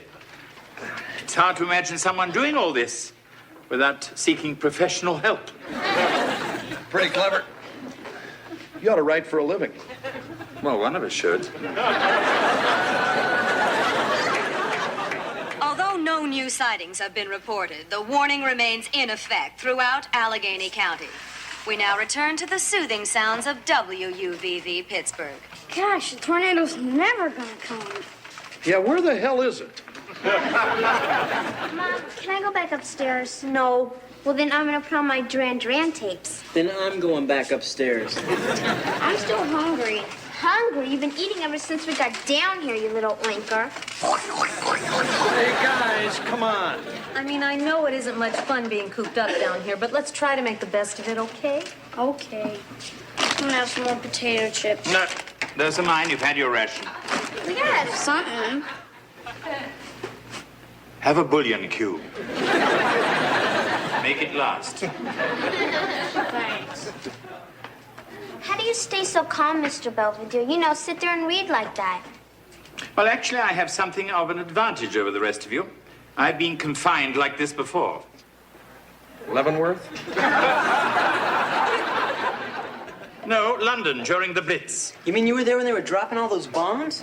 Actually, I had quite a few close calls. But somehow I came through it unscathed. Well, night's young. We've been studying the Blitz in history. Ah. Well, if you're really interested, nothing compares with the on-the-spot reports of Edward R. Murrow. Now, there was a real journalist. You rewrite him, too? No, I was busy helping Churchill. He wanted to say, we'll meet them at the seashore. I suggested on the beaches. The other way sounded too nice. Wesley, go play a game with your father. Oh, he's too good. How about you, Belvedere? Beg your pardon? Ever play pool? Oh, maybe once or twice. Oh, you're being modest. I bet you're a real hotshot. I bet you rewrote the book. Oh. Sir, you flatter me. Want to play a game? We'll play to 100. All right. Now, are we playing just for fun, or are there higher stakes? Why don't we just wait and see who wins? You break. You got it.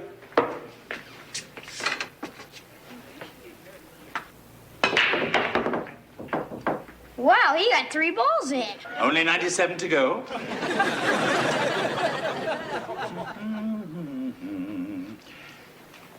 $6-10 combo corner pocket.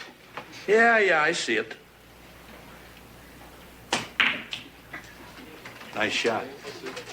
Hey, Kev, what's the score? 52-7, Mr. Belvedere's favor. Think he's gonna win? If he lives. Or if we live? Oh, yeah, I forgot. You know what that means? If we go, I'm gonna go innocent. I mean, it would be like Brooke Shields died in the first part of the Blue Lagoon. I missed that good part. Come on. What are you worried about, you nut? Everything's gonna be okay. You think so? Sure. Thanks, Kev. Please let me live.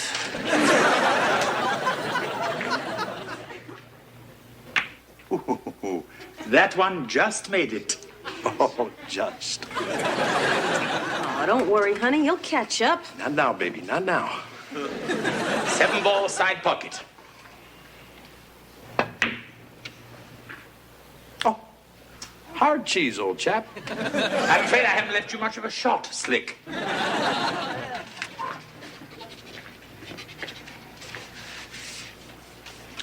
3-ball corner pocket.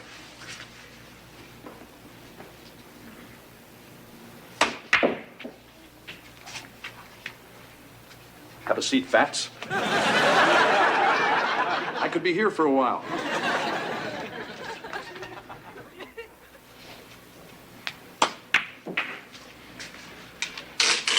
$14 Same pocket.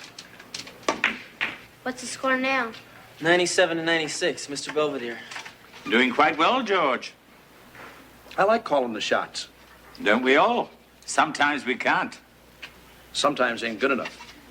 Sometimes is for losers. What the hell are they talking about? I don't know, but if Mr. Belvedere corrects Dad's grammar, it's all over. If Mr. Belvedere wins, is Dad gonna fire him? No, of course not, honey. What's the difference? If Dad wins, Mr. Belvedere will probably quit or jump off a bridge or something. Look, kids, these are grown men just playing a game.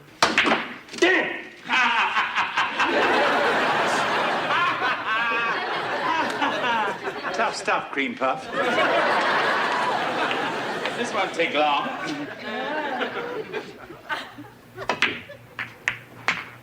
That's 98. 6-ball corner pocket. That's 99. Hey, Belvedere.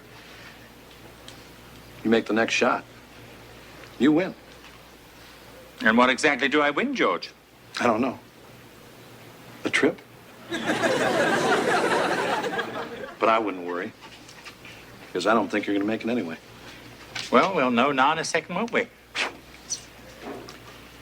8-ball corner pocket.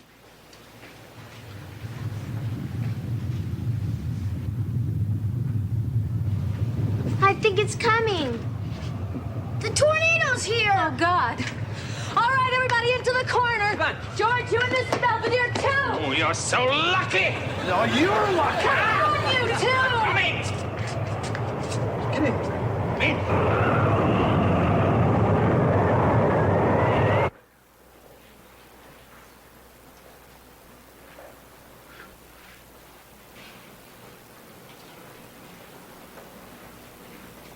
Hey, it's okay.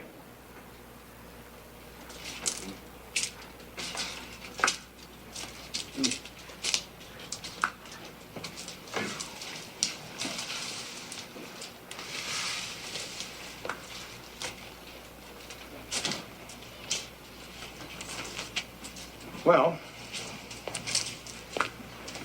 at least we still got a roof over our heads. I can't believe it. All that wind and noise, the house is still here. But is here still Pittsburgh? Yeah, I'm gonna check outside for munchkins. Wesley, you stay right here. Guys, there could be power lines down, or looters, or bodies lying in the street. Thank you, Kevin. Your father will check for that. Now let's get this place cleaned up.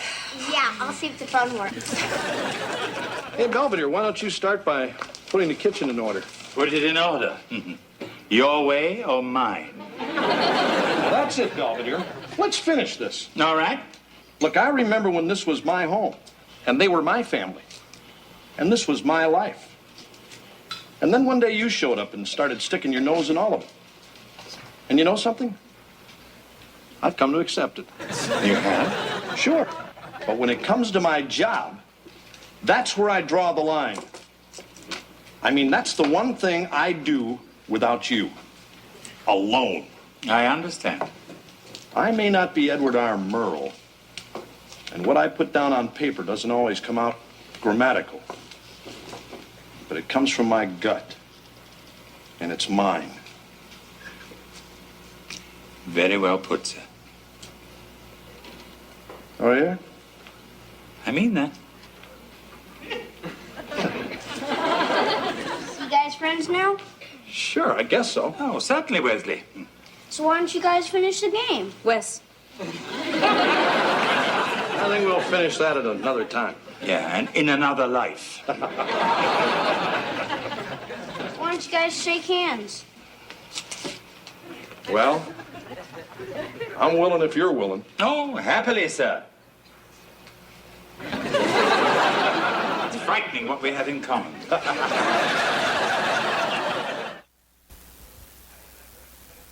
I had my first American tornado today. It didn't really compare to the tsunami that hit us in Jakarta, but it was a nice break nonetheless. Fortunately, there was little damage done. The twister left Beaver Falls with its delightful provincialism still intact. Hey, hurry up, Belvedere.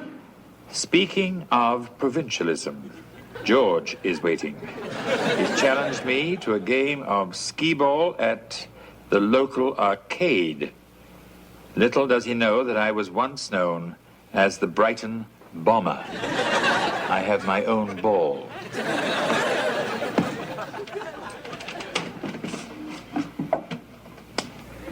Coming, George.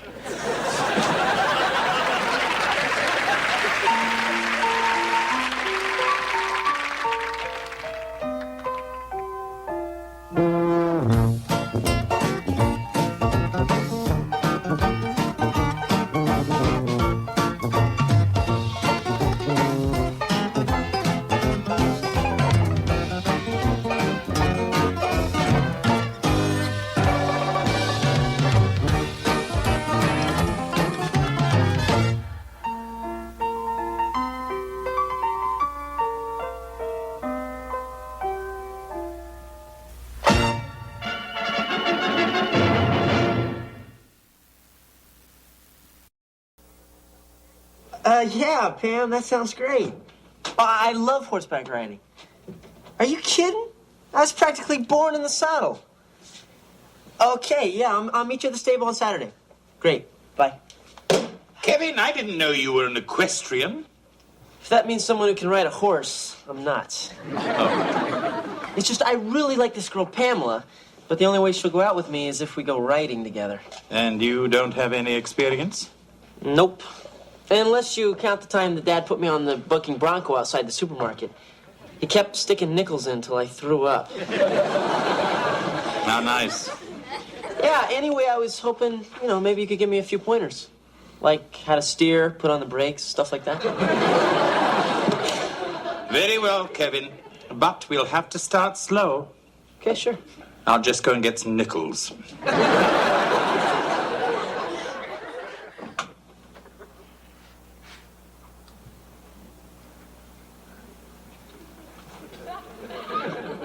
Don't you dare.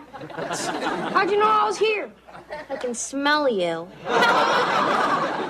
Oh, yeah, I ate in the cafeteria. So I guess Mom and Dad aren't back yet, huh? Nope. I don't know why they keep going to those stupid parent-teacher meetings anyway. Just gets everyone all upset. Yeah, well, you're in enough trouble, so you better put that thing away. On the other hand, I've probably got nothing to lose. Buster, little monster, stop! Uh-oh. Come on, Heather, cut it out. I'm trying to study. Oh, hi, Mom. Hi, Dad. How'd it go at parent-teacher night? Well, they didn't stone us. Oh, then it was better than last year. Mrs. Burkholder told us that every day it's the same thing with you. Goofing off, talking back. I do not talk back. Well, what about that stunt you pulled with the substitute teacher? Hey, I may have helped tie her up, but I didn't undress her. I'm gonna get an aspirin. Pretty funny, huh, Dad? Mom's gone. You can laugh now. You better shape up, mister. What have you done now? Mom and Dad just got back from talking to my teacher. Oh, I take it they went upstairs to sleep it off. No, I think they went up to figure out my punishment. Really? I hope they don't start without me. Hey, what did I do? George, when I tell you to get a dozen eggs, I don't mean from somebody else's cart. She hadn't paid for them yet. Besides, at least I wasn't standing around stuffing my face in the cookie aisle. That bag was already open. Is he with you? People have been asking me that all day. I met Wes. I came home from the library and he was gone. Hey, I told that kid he was grounded. All right, Buster, get your tail in here. You guys back already? What happened to you? Were you in a fight? Yeah, but it wasn't my fault. See, this kid at the movies kept kicking my seat, and I told him to stop it, but instead he threw some juji fruits at me. So I hit him, because Dad says I should always stand up for myself. Right, Dad? What were you doing in the movies? Did I say movies? Wes, you knew you were grounded. I thought that only meant at night. And where'd you get the money to go in the first place? I think I'm in enough trouble already. All right, wise guy, that's it. You're grounded morning, noon, and night. You mean no school? You keep pulling stunts like this, you're going to wind up in military school. Now stay here and help Mr. Belvedere unpack those groceries. Why do I have to suffer?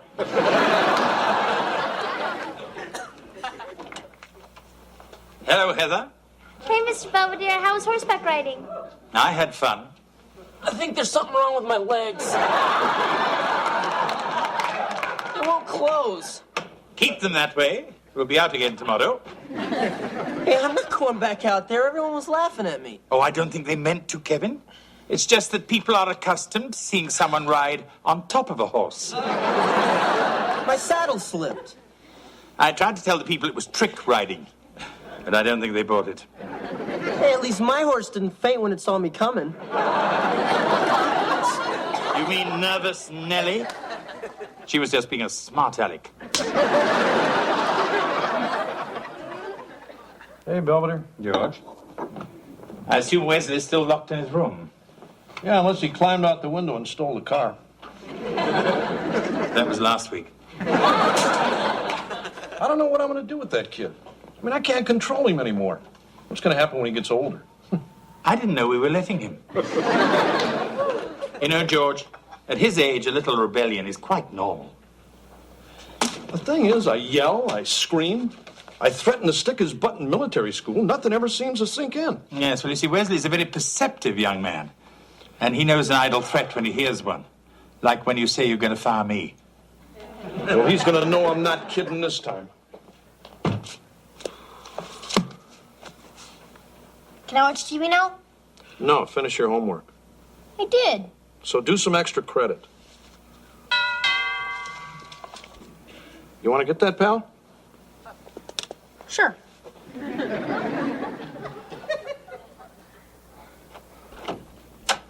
Excuse me, is this the Owens residence? Maybe. Who's there, West man? I don't know, some army guy. Maybe Kevin forgot to register. Actually, I believe I'm here about you. Yeah, come on in. Mr. Owens, Colonel Wayne, Bunker Hill Military Academy. I appreciate you stopping by. Oh, no problem. The cadets are on the rifle range today, and I like to keep my distance. So, Wesley, your father tells me you might benefit by a little military discipline. He did? Yeah, it's a real good school, Wes, and we're thinking of sending you there. That's right, young man. Bunker Hill takes great pride in its curriculum of academics, physical fitness, and military science. How's that sound, Wes? I always wanted to try a flamethrower. Hi. Oh, hi, honey. Colonel Wayne, this is my wife, Marcia. Hello. Pleasure. This is Colonel Wayne from the Bunker Hill Military Academy, the place we're thinking of sending Wes to. What are you talking about? Oh, look, why don't we go in the kitchen and let these two get acquainted? Okay. So, your father tells me you have become quite the little menace to society. He just likes to brag. Don't you think we should have talked about this first? Come on, I'm just trying to throw a little scare into the kid. Well, I don't know if I like it. What's Wesley done now? Stolen a tank? No, that's Colonel Wayne from the Archie Bunker Military School. George thinks we can frighten Wes into being good. Oh, but I've already told him we were selling him to the gypsies. Mom, Dad, I'm sorry. I'll be good, I swear. That colonel says you gotta get up at 4 o'clock in the morning and stand at attention before you can eat. I probably won't even be able to come home until Christmas. I like that last part. Hey, this isn't funny. Don't worry, honey. You're not going anywhere. That's right, champ. I think you learned your lesson. I sure have. Come on, Marshal. Let's go tell the colonel he won't be drafting West just yet. Thanks, Mom. Thanks, Dad. That wasn't so tough.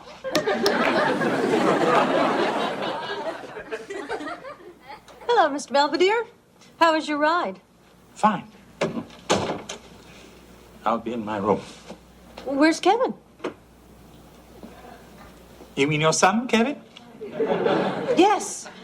The last time I saw him, he was galloping through a toll booth on the Pennsylvania Turnpike. What? Fortunately, he had the exact change.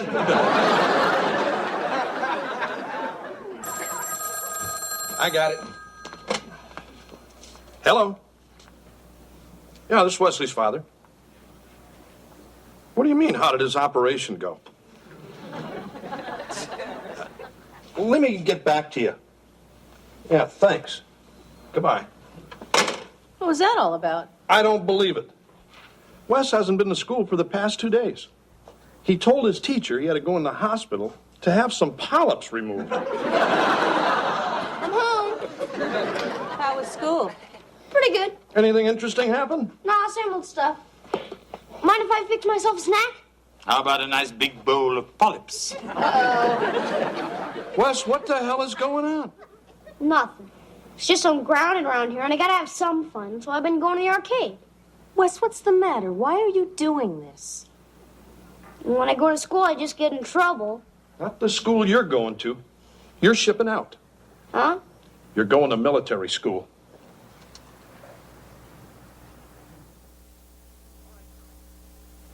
All right, Colonel. Thank you. And I guess we'll be seeing in a little while. Right. Goodbye. He said we can drop him off anytime.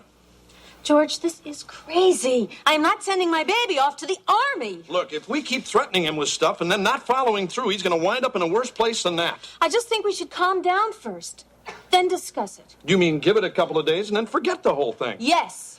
Look, we've got to do this for his own good. You know how things work around here? He pulls some stupid stunt, we get mad, he gives us that cute little smile, and the next thing you know, we fold up like a couple of tents. 5 minutes later, he's outside doing something else. I know. Anyway, I checked it out. It's a good school. It's only a half an hour from here, and they're not going to put up with any of his screwing around. Now, why don't you go upstairs and help Westman get packed? May I say something first? Hey, I don't want to hear how we fail as a family, or how we're making a mistake, or what a big jerk I am, or any of that other junk. I was just going to ask which suitcase to take. Oh. But you made some excellent points. Hey,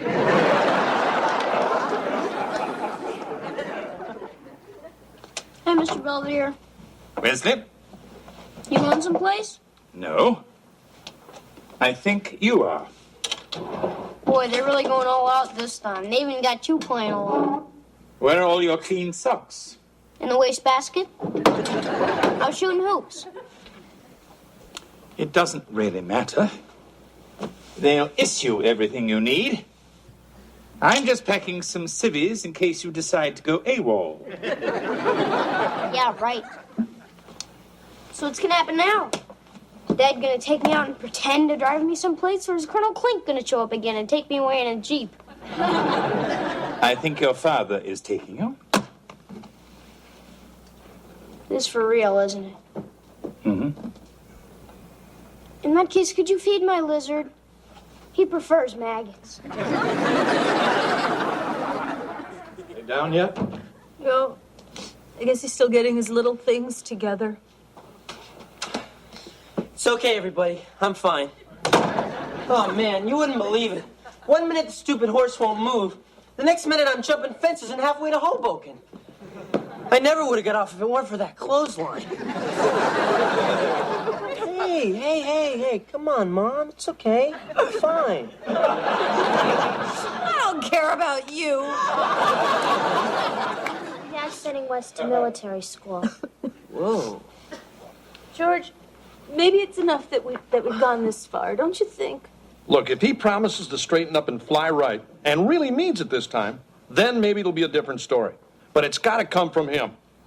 I'm ready. Okay, pal, let me get my coat. Honey, are you sure there isn't something you want to tell us before you go? Not really. Are you sure? You still want to know how I got the money for the movies? I sold some of Heather's underwear. Come on, buddy. It's time to go. Okay. Bye, Mr. Belvedere. Don't forget me. I'll think of you every time I hear a siren. Bye, everybody. See you, Wes. Bye, honey. Come on, let's go.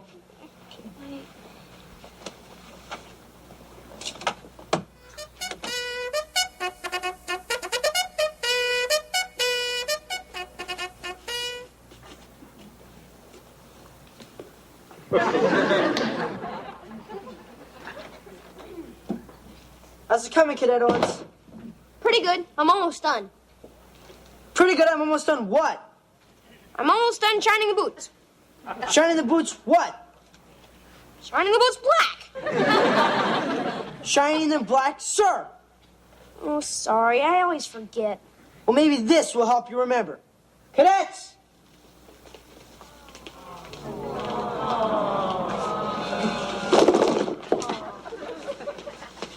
And Owens, I want to be able to see myself. So go to the zoo. What was that? Go to the zoo, sir. That's better.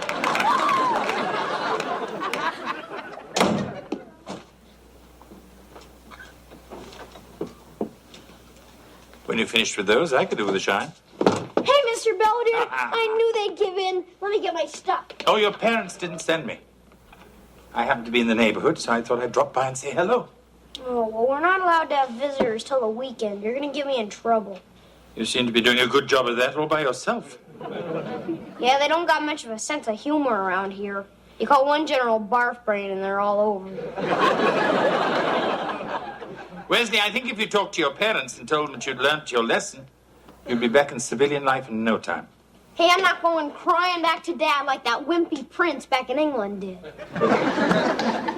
Don't make this a test of wills with your father. He's even more pig-headed than you are. Look, all he wants is a perfect little soldier, so that's what I'm gonna be. Now, if you'll excuse me, I have some boots to lick.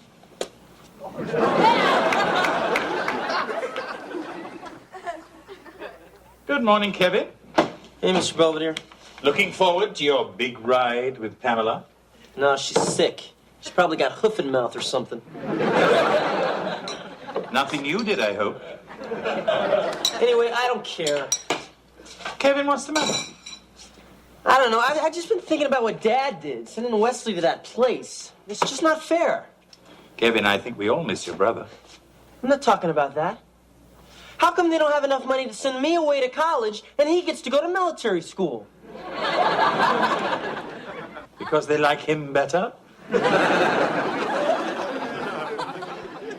on, Heath. We don't want to be late to visit your brother. Take it easy, Marcia. We got plenty of time. Oh, I just made him these cookies. I don't want them to get hard. Too late. Okay, I'm ready. What the hell are you wearing? It's my new dress. Don't you like it? Yeah, it's great. Now go put on the rest of it. George. I mean, she's going someplace full of guys who haven't seen a girl in 6 months. She could start a riot. Gee, Dad, why don't you just send me to a convent? I think she looks fine. Are you going to let her go out the door looking like that? Well, we wouldn't be going anywhere if Wes weren't in that awful place. Look, Marcia, don't start with me. We've been through all this. Are we taking separate cars? I'm sorry. Why are we yelling at each other? I suppose because you don't have Wesley.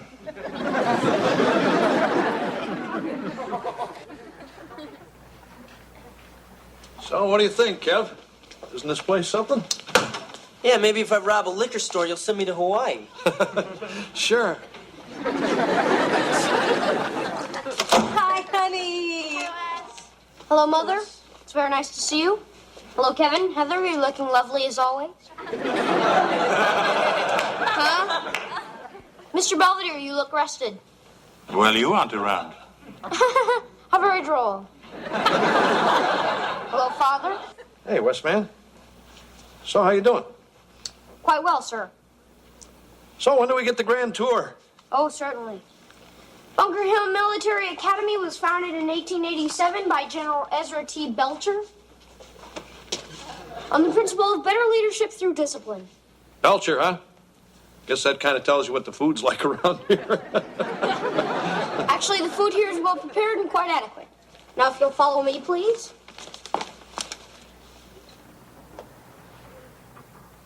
Anyway, this is my room and this is my bunk, which I share with Cadet Hoskins. He's a bedwetter, which is why I have the top. This concludes our tour of the facility, so if there's nothing else, we can return to the reception area and do our farewells. But, honey, we hardly had a chance to talk. I'm sorry, maybe we'll have more time next month. Well, I suppose that's it. Shall we go?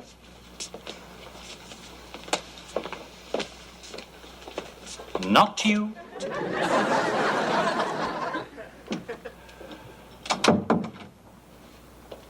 So, how you getting along? Fine, sir. Make any new friends? A few, sir. Look, if there's ever anything you need, all you got to do is let me know. Thank you, sir. Will you cut it out with that sir stuff already? I'm your father.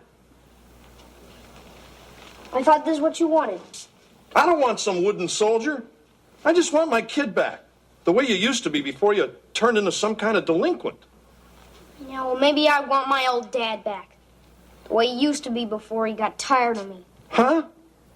I mean, before, when I used to be bad, Mom would yell and say it wasn't funny. But you'd always laugh anyway. Now everything I do just makes you mad.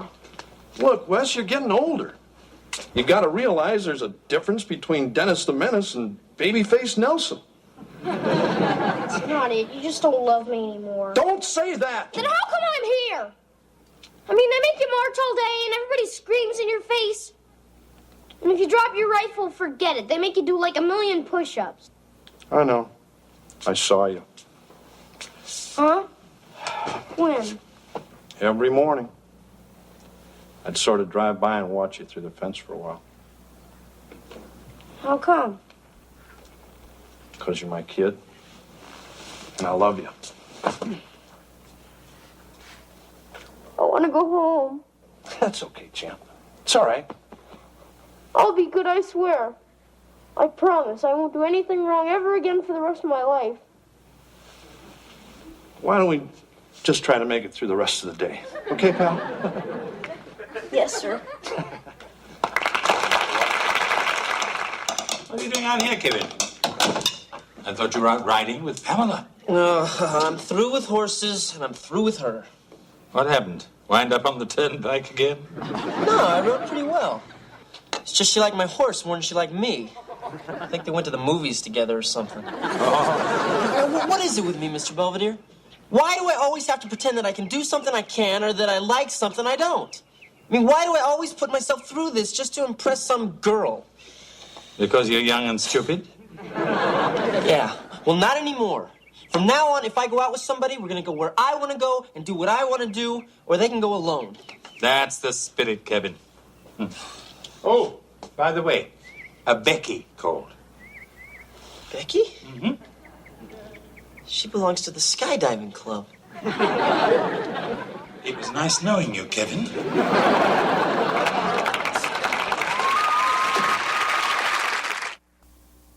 It's been 2 weeks since Wesley has returned from his tour of duty, and the transformation has been quite remarkable.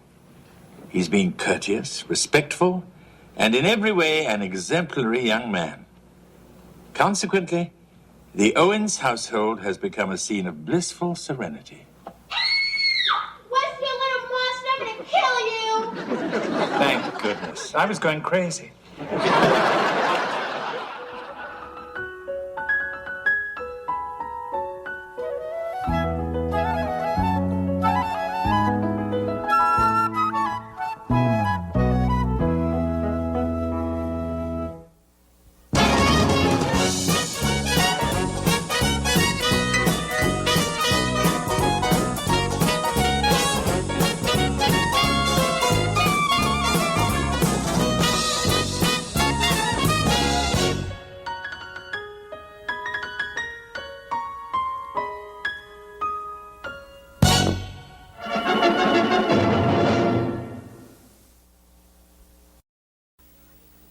Hey, Mr. Belvedere, what do you think of this campaign slogan?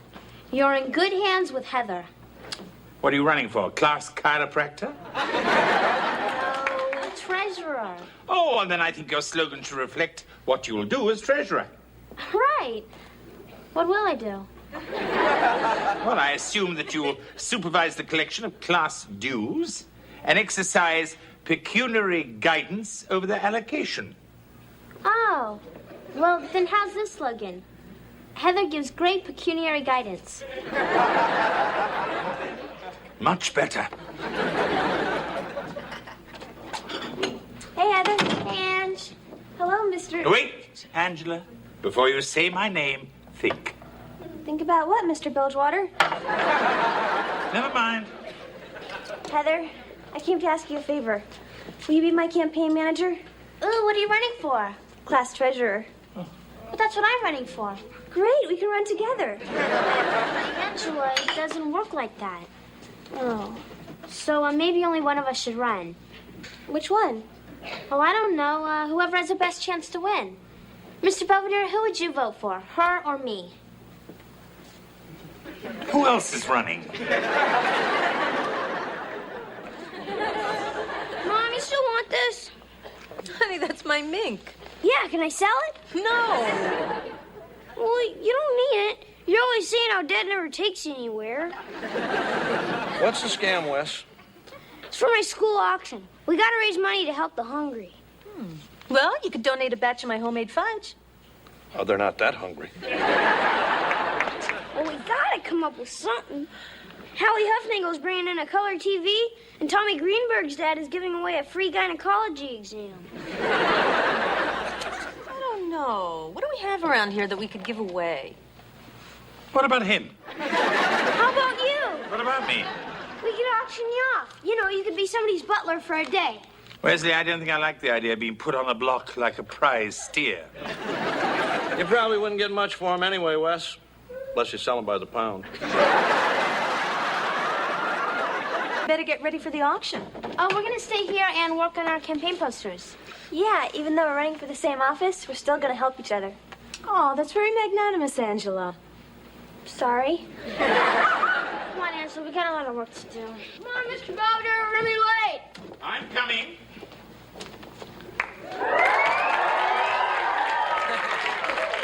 Hey, check out Jeeves here. You like it? I wore this every day during my service with the royal family. How come you never wear that around here? Be serious. I think you look very nice. Yeah, I bet Dad'll get a bundle for you. What do you mean? Didn't Wes tell you? I'm the auctioneer. Yeah, my teacher asked him because in Pittsburgh he's almost a celebrity. In that case, I'm almost impressed. Going once, going twice. Sold to the man in the blue blazer for $15. You can call Dr. Greenberg for your appointment. Have fun. Our next item, a limited edition on crushed velvet, was donated by the Steeltown Inn just before it was closed down for prostitution. Do I hear an opening bid? $10. Okay, do I hear 15? Now we're cooking 20. Did I mention the horns light up? 20, 25. All right, going once, going twice. Sold to the art lover in the front row. Our next item is a true original, folks, that'll add a touch of class to any home. Come on out, big guy. This is Mr. Belvedere, an authentic English butler. Do a little spin for the folks, Jeeves. He's got manners, he's got style, he's got a snotty attitude. He'll make your breakfast, lunch, and dinner, clean your house, and solve all your personal problems. Can I have a bid? Perhaps you should mention I worked for the royal family. Did you hear that, folks? He worked for the royal family. $3. Okay. Do I hear $3.50? I bid $10. 15. 20. 25. 30. Kevin? 35. $50. Okay, 50. Going once. Going twice. I bid $500. Huh? I said $500. Okay. Going once. Going twice. Congratulations, ma'am. You have yourself a butler.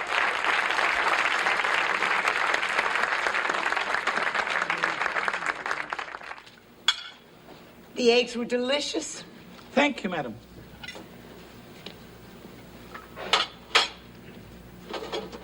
May I freshen your tea? Thank you.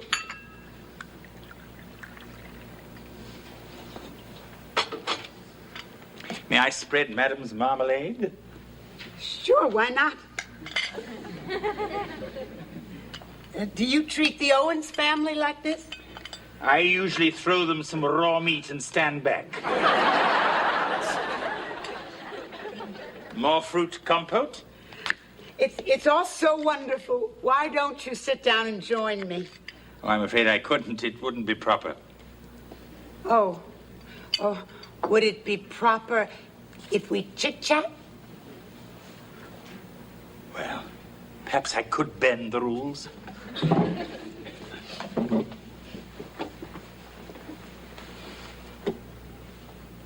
I don't know what to say. I never talked to a butler before. Well, perhaps madam would like to ask me about my years of service with the royal family. Not really. I'm just teasing. So, did you ever spend any time like this with the Queen? Yes, but only when the prince was out of town. Can I get you anything else, Mrs. Cartwright? Please, call me Julia. Very well. Julia. Good. Now, what can I call you? Mr. Belvedere. Excuse me.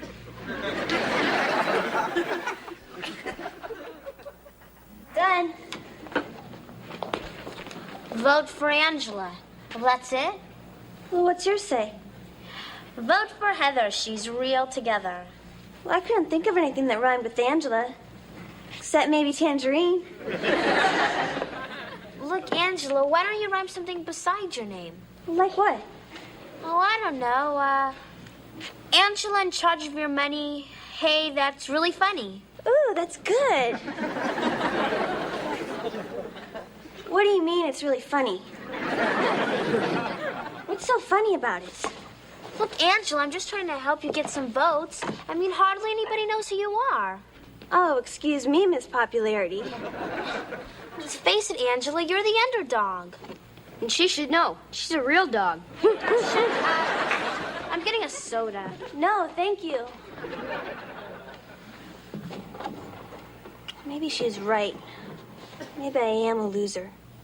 Hey, if you want to beat Heather, all you gotta do is dig up some dirt. How am I gonna do that? Hi, honey. Hey, Marsh, what you doing? I'm just trying to figure out dinner. Now, what sounds better? Chicken croquettes with raspberry sauce or Portuguese meatloaf? Gee, honey, they both sound so good. Why don't we just order a pizza? I'm just thinking of you. You probably got a lot of studying to do. For once, I'm all caught up. Great. Would you like another slice? No, thank you. But it was delicious. I certainly have enjoyed our day together. Yes, it's been a pleasure serving you. Now, is there anything else before I leave? Can I buy another hour? I'm not that kind of butler. No. I'm serious. Would you consider making this a permanent arrangement? I'm very flattered, but I'm afraid not. I'll give you twice what the Owens are paying you. That would almost be minimum wage. You wouldn't have to do much. Julia, that's very generous of you, but no. All right. But would you at least join me for a little farewell toast? I have some very nice sherry. Certainly.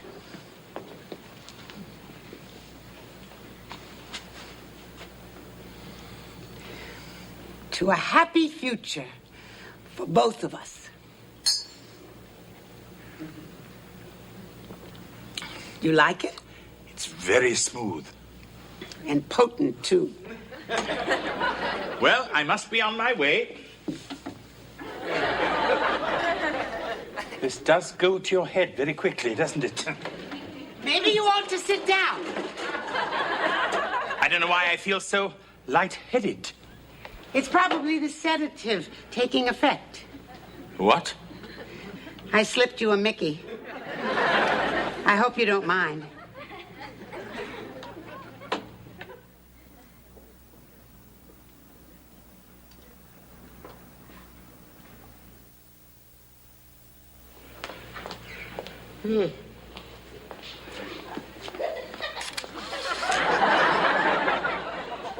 Thanks, Wes.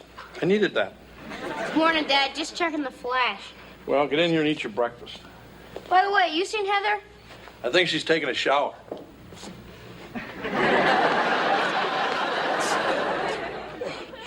Honey, are you okay? You tossed and turned all night. Oh, I had this horrible nightmare that something was chasing me. Ooh. Probably a Portuguese meatloaf. Was it chasing you, too? Hey, where's Belvedere? Isn't he upstairs? No, I thought he'd be down here. No. Gee, I wonder where he could be. Hey, maybe he got lucky. Good morning. Rise and shine. I don't think that's possible. I'm sorry, but that's the only way I could keep you here. Julia, what do you want of me? Just some company. The ropes aren't too tight, are they? No, they're just the way I like them. Aren't we grumpy? Look, Mrs. Cartwright. Julia. Look, Julia, pardon my curiosity, but how long are you going to keep me like this? Not long. Just until you feel at home. And when I feel at home, I can leave? Why would you want to? Well, look, Julia, I'll have to be untied for a little while.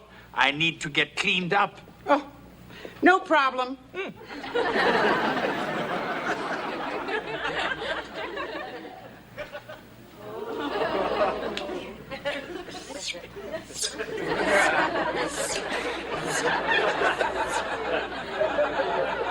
I did this for Daniel every day, up until the end.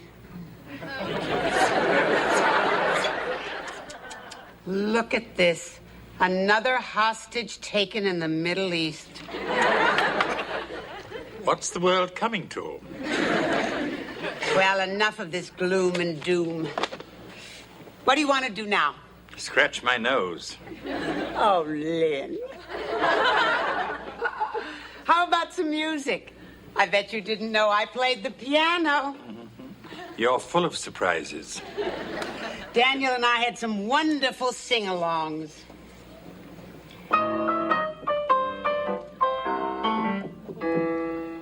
You can take the moon, gather up the stars, and the robins that sing merrily. Put them in a box, tie them with a ribbon, and throw them in the deep blue sea. Sing along, Lynn. La da da da dum, da.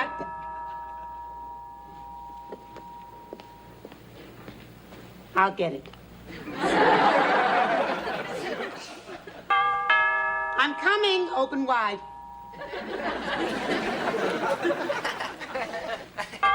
I'm coming. Oh, Mr. Owens, what can I do for you? We haven't heard from Belvedere. We thought you might know where he is. Oh, I'm sorry. He left here last night. He did? Oh, dear. I hope nothing's happened to him. Ah, don't worry. Something that big is bound to turn up sooner or later.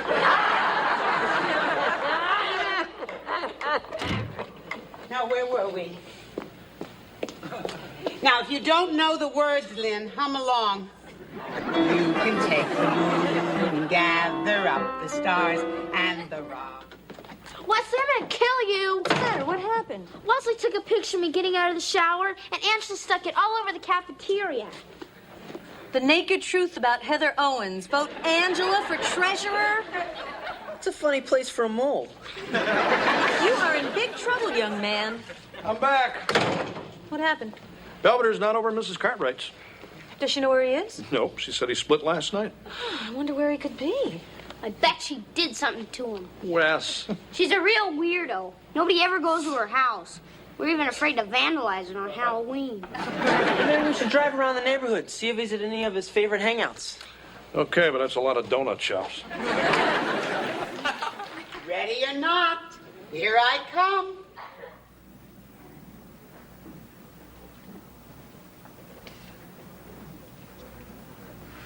How do I look? Lovely. Pardon me for not standing. I made your favorite for dinner, baked Virginia ham with raisin sauce. That's not my favorite. Oh, it will be. Now, all we need is something from the wine cellar. Do you have a request? Anything but sherry. Oh.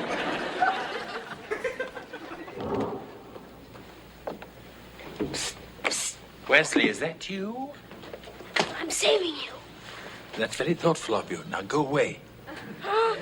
Stop. I want to be left tied up. What do you mean?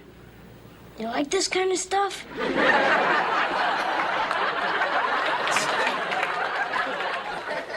I'll explain later. Now go home. I can't. I got grounded for taking dirty pictures of Heather. I had to sneak out. If I show up without you, I'll really be in trouble. You'll be in worse trouble if you don't go. Now scat. Boy, try and rescue someone. I hope you like Bordeaux. Mm-hmm.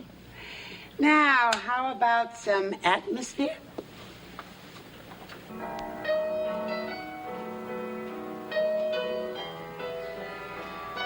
On our silver anniversary, Daniel took me to a lovely hotel in Pottstown.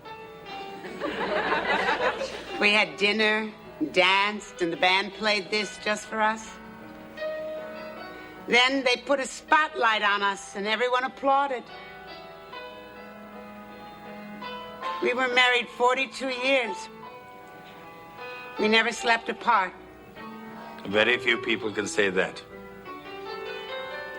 Do you dance? Not at the moment. Daniel was a wonderful dancer. That is, until he had the stroke. Then he couldn't do much of anything. I took care of him day and night, but I didn't mind. Why won't these stupid things light?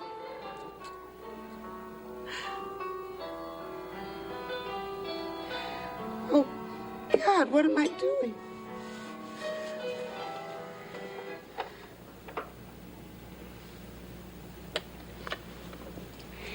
You must hate me.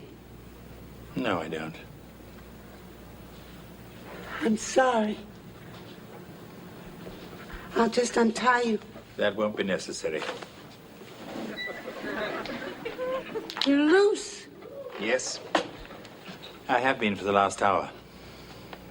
You mean you could have walked away any time you wanted? Hmm? Why did you stay? I rather like a close shave every now and then. I bet you think I'm crazy. No. Just a little lonely. So,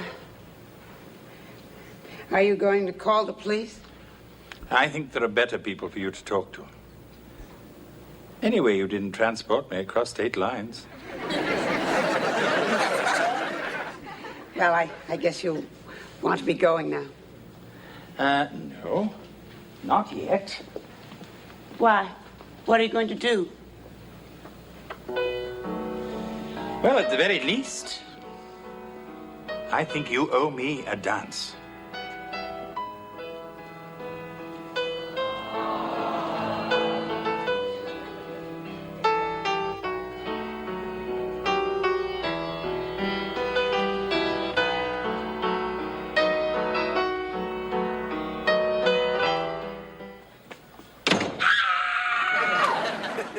Nice day at school? We were having a debate in assembly, and for no reason at all, Angela attacked me. No reason?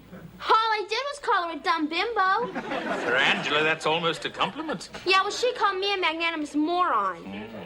Anyway, we both got disqualified. Hello, Mr. Belmont. Would you please tell Heather I'm returning her junk? I don't want it around anymore. Well, it's about time you brought that stuff back, you moocher. Well, here. Pick it up. You pick it up, stupid. You're stupid. You're more stupid. Personally, I think you're both stupid. The point is, if you are determined to end your friendship, I suggest you make a clean break. What do you mean? You must promise never to speak to each other again. Fine with me, too. Well, you know, that means no more movies together, no more parties together, no more trips to the mall. I can find other friends. So can I. Good. All right, Heather, you clean this up.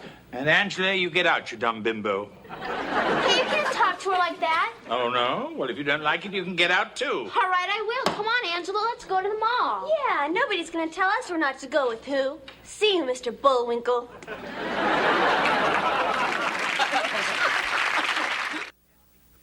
After testing the political waters and nearly drowning, Angela and Heather are inseparable once again. One bright note, however, neither is speaking to me. Julia called to say she's doing much better now she's started counseling. I don't know why women find me so irresistible, but eventually they get over me. Except, of course, for Sophia.